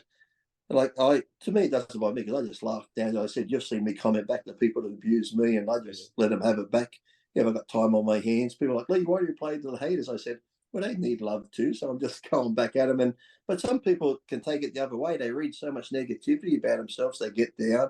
Maybe I do suck. Maybe I'm not good enough. And all that shit going on in your head can affect your playing and stuff. So they need to forget all that shit, get off social media and just get back out there and play like you're a little kid again. You did it for the love of it. And if you do it for the love of it, like I said, anything I did because I loved it and had fun, I always excelled at it. So. Yeah, it's really funny the way you said Ponting there about how he wouldn't just go out and say, I'm going to get myself out. No. Who would do that? It's like, you're going out there. Look at the English cricket team at the moment and the baseball cricket they're playing. They just go out and try and. Well, look at them booing Australia and they were going off because we stumped that guy out when the day before they tried to do the same thing to us. The ball's still in play. No one cheated. He walked out of the crease and got. It's happened a lot of times. It's like, fuck. All right, Lee. Well, it's coming up to 2 hours now, so we're gonna start to wrap things up. But I've just got Okay. a bit of a Q&A segment which we run each week. So got a Okay. few questions from some of the fans. Mario said side effects from drug use. Side effects: one, you might not grow muscle if you abuse it. Well, that's the thing too. If you abuse it, what's abuse? Like I said, I take small amounts, but still, that could do damage. But I would never abuse it. If someone says take 1 mil, take 1 mil. It's like I was using stanozol. We used to take it every second day. Like, that seems a lot. And then I was reading the bottle one time. It says, because it's for horses, it says for a horse, 2 mil per 100 kilos every 2 weeks. I'm thinking, now if a horse only needs 2 mil per 100 kilos every 2 weeks, and I'm like 98 kilos, why am I taking fucking 1 mil every second day? So it just came down to common sense. So you can have side effects where your testicles will shrink. Your dick doesn't get smaller, people. Your testicles will shrink. That's about it. But they'll come back, hopefully, if you haven't abused it. So you just got to, if you're going to go down that road, just get your blood tests done, get your heart checked and that. But the thing is, steroids aren't that miracle drug people think they are. So, and sadly, you might get people who think they are. They'll take, like I said, 250, the proper amount, train and go, well, that didn't work. I got to take 500. 500 didn't work. No, it's not going to work because you got shit genetics. Like I said, any other thing in the world where I've got friends that play tennis, but they do it for fun. They enjoy it. They get together or they play golf. My friends that play tennis aren't like, hey, Lee, I'm going to fucking turn professional and beat Djokovic and shit like that. It's like, no, they just do it for fun. But for some reason, every fucking cockhead that goes into a gym and takes drugs thinks they're going to be Mr. fucking Olympia. It's like, you're not. It's like don't let that stop you from training, because you can still train, be healthy, cardiovascular wise or whatever. But don't think just because you're going to take drugs, you're going to go, and because you don't, oh, you must be taking more then. So it's like, no, it just doesn't happen. It's like I could run, like I said, all I want. I'm not going to be a runner or a basketball player. You just got to face the facts and, be in touch with reality when it comes to doing what you want to do. It's like, yes, people said you can do whatever you want. No, you can't. There are limitations. Like, you can try, but at least give it a shot. But if it doesn't work out, then find something else to do. Yeah. What led your family into bodybuilding initially? Probably me. Like I said, my grandfather did like wrestling in the army, so he was always into fitness, and so was my great grandfather. Weights and walking and skipping rope, and he could skip rope for an hour. Just be like, wow. Fuck, I'd be bored shitless. So I'd be like, I'd always laugh when he'd do that. Like he'd go some mornings when I get ready for a contest. We'd always go bike riding from Wallsend to Newcastle, probably 30 k's each way with hills and that. There was some mornings. He was probably coming up to 70 at age at the moment, and I was still young. I'm like, yes, it's raining, cold. I sleep in today, so I'm laying in bed on the window. I'm like, what? I look out, he's on the bike. Yeah, I'm like, you fucking old bastard. Thinking if he's out there, I got to go. So I always used to laugh and say, yeah, I guess stupidity runs in the family. So yeah, so but then like I said, my mum just got in it due to me and stuff like that. So. But then I always said she was the smart one because she knew when to stop. She did it for a couple of years. I said, that's enough and quit. So I said, well, stupidity runs in the family, but you were smart enough to stop. I kept going. The pros and cons of the fitness industry from back then till now. What things are good? What things are bad? What would you take? I'd say drug use is bad because they're just like with the social media as before. We knew drugs are in the sport, but it's like I never once discussed it with other pros. Even like when Paul lived with me, we never discussed drug use because to me, I don't care what somebody's taken because what he's taken or Ronnie's taken, that's not going to work on me. That's the thing people have to understand when they want to be like, what was your cycle? Look, I could give you my exact cycle. There's food, train the same. You're not going to look like me. So I just find it a waste of time when people are so focused on the drugs and that. So to me, it was more about the training, the eating. Then, like I said, if you're going to get to that level and drugs come into it, okay, then look at it. So that's the main thing. I think just with the internet too, there's so much shit talkers on there. And like I said, people just judging us. Like, oh, look at that idiot. Look at him. I bet he does this. It's like, then you have to natty or not. It's like, who fucking cares if someone's natty or not? Focus on your fucking self. Go do what you have to do. Don't worry about what anyone else is doing because it's irrelevant. It's like, well, he's taking it. I think, who cares? It's like, stop being a little bitch about it. Oh, so you think if you took what he was taking, you'd be better than him? Yeah. It's like, okay. So, yeah. So that's the main thing is just the whole emphasis on the drugs now more than the training and the eating and that sort of thing. And then, like I said, just with the social media, stuff like that. Because really, when you look at it, it can be a healthy thing, just training, eating, doing cardio, living the lifestyle, sort of the other shit that comes in around it. And it could be something as, like I said, just social media, some of the negativity and shit on that where people just talk crap about people. Look, you can act like that person, don't follow them. If they're happy doing what they're doing, how does that affect your daily life? Just go off and do your fucking thing, don't worry about other people. So yeah, we're talking about that in episode 1 of the podcast, and it's like you get an insight into like bodybuilders' lives. You see everything they're doing, their eating, their cardio, what they look like at different intervals throughout their time coming into prep. You can always like tell. We can tell who's going to win before the show rolls around. Whereas back in the day, it was probably a completely different story. Well, you hadn't had the magazines back then, so you'd have to wait to see a magazine or an old VHS video might come out of the battle for the Olympia or something. But now it's weird too with the internet access. I always try and like a thing or that, or if they write to me in Instagram or send me a message, sometimes I try and reply back if I can, which I generally do. But then sometimes if I'm busy doing something, I might just read it. I think, okay, I'll reply later because it can't just be a quick answer. I'll go into depth and I get a reply back. Oh, I see you read it, but you haven't got fucking time to reply back. I'm like, what the fuck? It's like, I do have a life. I've got other shit to do. I'm thinking, well, now I'm not going to reply, you rude cunt. So it's like, I think, like I said, the more you put yourself out there, I think it's like anything. People just expect it straight away. Well, why don't you show this, show that, show us this? I'm like, my God, it's like I'm giving you what I can. It's like you said, you try to reply to as many as you can, but they just expect so much. I know Fuad said people are like, where's the podcast this week? It's like, he has another life and shit. It's like you're not paying him to do it. He's doing it to help, if you want to watch, you watch. So I think sometimes, like even people, you probably get it too. I have my phone on silent. I don't have notifications on because I tell people I control my phone. It doesn't control me. So I've got people that always on it, look at every time it goes ding. Let me look at it. Let me look. It's like, so I get friends that might send me a text because it's on silent. I go back, 8 texts. Lee, what are you doing? Lee, where are you? Have I done something wrong? I'm like, fuck, I was in a movie for fuck's sake. It's like everybody just wants this instant reply even. I'm like, fucking get over it, people. Get off your phones. Enjoy life. Go out, walk around a bit. Have a look at the fucking real world. I'll be out walking around the beach. Everyone's walking past me like this. I'm like, look at the beautiful sunrise. Like people just need to have a break from social media and their phones. I remember when I was young, I'd call people before I left the house. I'd go out for the day, come back, check the message machine. It's like, we all survived. It's okay. Don't worry, people. But you'd be on a plane. As soon as the plane touches down, fucking dang. Or you hear ding, ding, ding, ding. Oh, fuck. I was on a flight from Queensland to fucking Sydney. An hour went past. What the fuck did I miss? Oh, Facebook. Oh, it's like, fuck me dead, people. Calm down. It's just so stupid that people are so addicted to their phones and social media. It's just like, there's a real world out there. Fucking enjoy it. Especially if you're with your family and kids and that. Have time away from that shit. Live in the real world for a moment. When you're walking down the street and someone's on their phone and I aim for him. If I see him looking down, I aim for him. I actually walk in front of them. I'm thinking if they're going to look up or not, I just keep walking. Sonny Bill shot on. Unbelievable. Even crossing the roads, they'll stand there. Even though the crossing goes ding and they can hear it, they don't even look up. Because even if I watch, but I still look to make sure cars have seen that I'm crossing. They're walking out on their phones. I'm like, what's so important? And like my daughter would do it too. She'll check Instagram. Not even a minute goes past, she checks it again. I'm like, what the fuck? Just check it like every hour. Be surprised, It's like every notification I've got to check.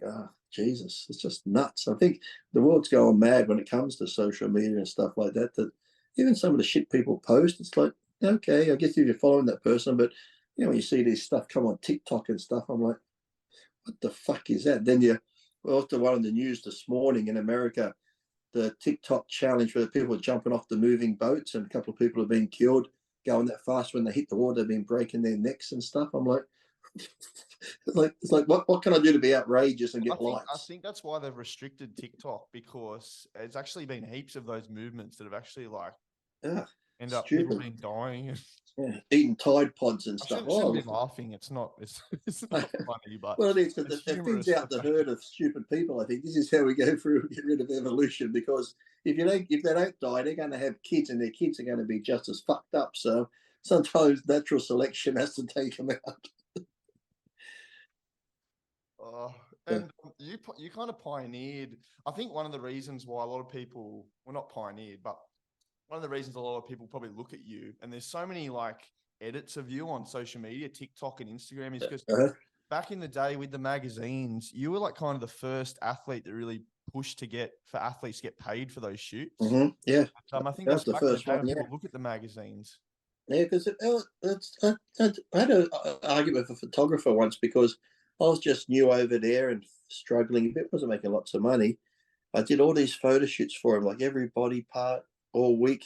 He's like, "Oh, Lee, unbelievable." Robert Kennedy brought all those photos of me and that. Like, what do I get? He took me to lunch. I said, "Wait a minute. So I'm the one that's built this body, all these years of training, doing whatever. You take the photos, you get paid thousands for the photos. Now the photos go in the magazines. I do an interview, the writer gets paid, the magazine gets paid because people who are my fans buy it and I get nothing." He's like, "Yeah, think of the publicity." I said, "Look, I agree. In the beginning, publicity is great, but once you're established name, it's like it'd be like saying, say when Britney Spears got that big $1 million thing for Pepsi.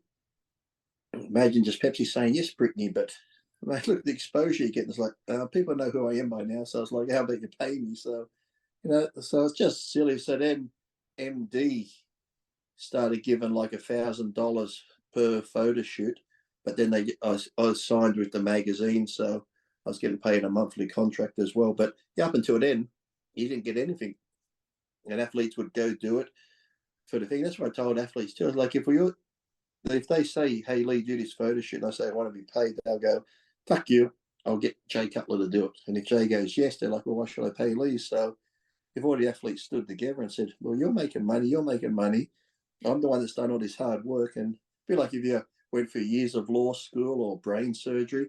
Okay, now I'm just going to go to the hospital. Who needs brain surgery? I do it for free. Anyone? It's like, come on, you put all that hard work into it. Everyone else is making money, but the person who's actually done that hard work and stuff, it's like. So last question we've got is and this could be taken the wrong way. So obviously, I'll take it both ways and give an answer for both then. Does race really have an effect on your potential in bodybuilding? There is research that shows that African Americans, for instance, have a greater proportion of those fast twitch muscle fibers. But you find there's been a lot of good black bodybuilders. Well, you see some that genetically have the good makeup, and then to me, it's like now I just hate people when they say Australia's racist or America's racist. It's like, then why do all these minorities want to come here to Australia or to America? And then you'll have Australians or Americans. All these people come here and take our jobs and this and that. I'm like, well, that's because you're sitting back, you take for granted. Like these people have actually come from countries that have nothing, come to Australia or America and see these great opportunities, and they get down and do it and get these great jobs. When we're born here, we just take it for granted and become lazy. And there's no fucking, like I said, I don't really know any racist people. I've had people look at me weird. And I'm like, oh, tattoo on the face. They think I'm a bikey drug dealer and stuff like that. So, what does the like, tattoo we all represent? we all nothing at all. Okay. It represents I'm stupid, but I just like I said, people just need to calm down. It's like I said, I take people how I find them. I judge people on character, not on their race or religion or anything like that. So I think, but like I said, when you watch the media today, the media just loves causing divide in everything. And like I said, the race card's so easy to throw out there. Or now with all these pronouns coming in the things in America where men can have babies in periods. No, you can't. You can't have a baby in a period if you're a man. But if you say that, you're transphobic. No, I'm just living in the fucking real world, dickhead. Men can't have babies. That's simple. Oh, Lee, you can't say that. I'm like, oh, fuck it. Let's go back to that Monty Python skit where on The Life of Brian, I want to have a baby. And like, you want to what? I want to have a baby. Reg, you can't have a baby. Don't you tell me I can't have a baby. Where are you going to keep the fetus? In a box? It's like that's what it's going back to. It's just like, fuck. It's just like, look, you be what you want to be. As long as you're not hurting anyone, I don't care. But don't try and make out that men can have periods and babies when we can't. It's like, or they ask that question, what is a woman? And half the people can't answer it. I'm like, oh. It's like, that's why this city council is going to be funny. That local council show we did, we had to go in there's a few scenes in the TV show where the guy who works in the office at a council is a woman one day, and the next day he wants to be a furry and comes to work in a cat suit. So Oh, mate, I'm looking you forward. just got to laugh at shit because people, like I said, the world's so serious and can be dull, and you just need to laugh at stuff. That's why I don't agree with comedians being cancelled. It's comedy. They make comedy out of dark, horrible things, even Holocaust, rape, and all this. We know that's not funny, but yet they do it in a way you laugh because, just people are just trying to cancel for everything now. And it's just like, if you don't like it, don't listen to it. Or this whole I'm offended. Look, nothing offends me. It's like, I hate disrespect the elderly and stuff. That doesn't offend me, but to say something offends me, I'm like, oh, I've been to comedy shows and like the real off, like Jim Jeffries type stuff and that, where I laugh. But joke, you might not laugh at it, but I would go, well, that offended me. I'm going to go fucking report this and go on about it. But now it's just like these people, it's like they go looking for shit to be offended by. And I'm thinking, how could that offend you? Just fucking grow up. It's not directed at you. It's a joke in general. But yet, the world, I don't know what's happening to it. It's like I always say with people now, young kids are depressed and I'm like, you're fucking 13. What do you got to be depressed about? You didn't get enough likes. I'm like, our great grandparents lived through a time called the Depression and they fucking survived. They had to do hard manual labor still. Now we've got everything in this world so easy. Microwaves, prepared meals, this and that, dries. You don't have to hang your clothes out. You haven't got cloth nappies anymore. You got disposable. Like everything in the world is made so easy. And then as a young kid, you come home, the bills are paid, and it's like, I'm depressed. I'm like, no, you're not depressed. You're just a spoiled little cunt because you got the iPhone 12 and all your mates had the iPhone 14. Mummy didn't buy you the iPhone 14, so I'm depressed. I'm going to kill myself, Mum. It's like, no, I just need a fucking dose of reality. I always tell people there's a big difference between wants and needs. And like I said, people want this and want that, the big home, the boat, the car. When they don't get it, I'm depressed. I need medication. It's like, no, what you need is love, food, air, water, basics in life. It's just like, wanting what your stuff. Yeah, it's nice if you get it, but if you don't get it, well, work harder. So it's crazy now. Like I said, we live in that world where everyone gets an award, everyone gets a trophy. When they get out of school and get to the real world and someone says no to them, what? You can't say no to me. Oh, I had a bad day today. I feel like jumping off a cliff. Someone told me no. They said my work wasn't good. Well, try harder. That's life. Oh my God. I haven't laughed this hard on a podcast yet. It's been so much fun. Lee, thanks for your time, mate. Just before we go, I might get you. And if anyone watches this podcast, I'm going to come into the comment section. And when you start going off, I will reply to you. Well, that'll be more entertaining than the podcast. I got to be careful because sometimes I reply on these things on Instagram. Well, I'm back at like 400 something thousand now, but my first Instagram account I had almost 1 million. Yeah. And because I fucking write back to people, like, they'll abuse me. I have fun, I abuse them back, but then they report me and Instagram just shut my whole account down. Had to start again. That one got hacked, so I'm on my third account now. That's what I get. They come on, they abuse me. I write something back, and then I'm going to report you. I'm like, well, fuck, you started it. I'm just having fun. Doesn't bother me. They're just trying to bait you because I think they probably want that. They want your account to get hacked or deleted. Yeah. So, But that's okay. I'll get deleted. I'll just start again. At Lee Priest Official 72, is that the? Yeah, on Instagram, yes. At Lee Priest Official 72, if you want to. Or is it Official Lee Priest 72? I can't even fucking remember.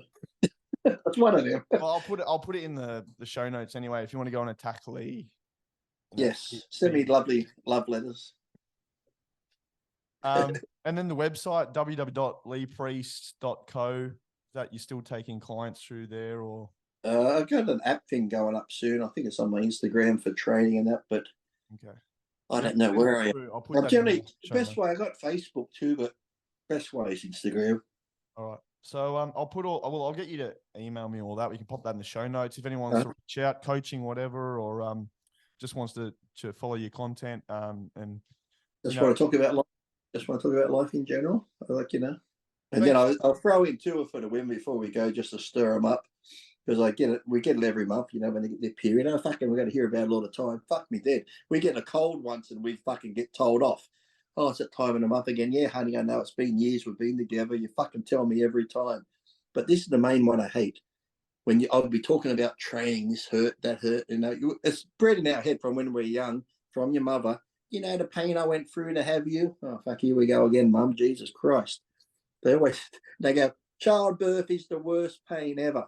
And at the point now, I'm like, fuck off, is it? It's not the worst pain ever. Look, if I hit my thumb with a hammer and it fucking goes purple, guess what? I don't fucking do it again because I know it fucking hurt. Now, you have a kid, worst pain ever. Then you spit out another one and a fucking another one. And it can't be that bad. Oh, mate. I'm fucking speechless, hey. This is... And you can't be mad at me because now, according to people in America, men can have babies. So I might find out what it's like to have a baby. I'll redo that, the closing statement. If you want some relationship advice, you want to... I am an ordained minister. I do have my card. I can marry people if you want to get married. If you want relationship advice, you want to get married, you want to learn how to train, whatever it is, cars, movie star, bodybuilder, the man, Lee Priest. Idiot, idiot, and just cunt in general, Lee Priest. See you, buddy. Thanks heaps for your time. Thank you. Thanks a lot.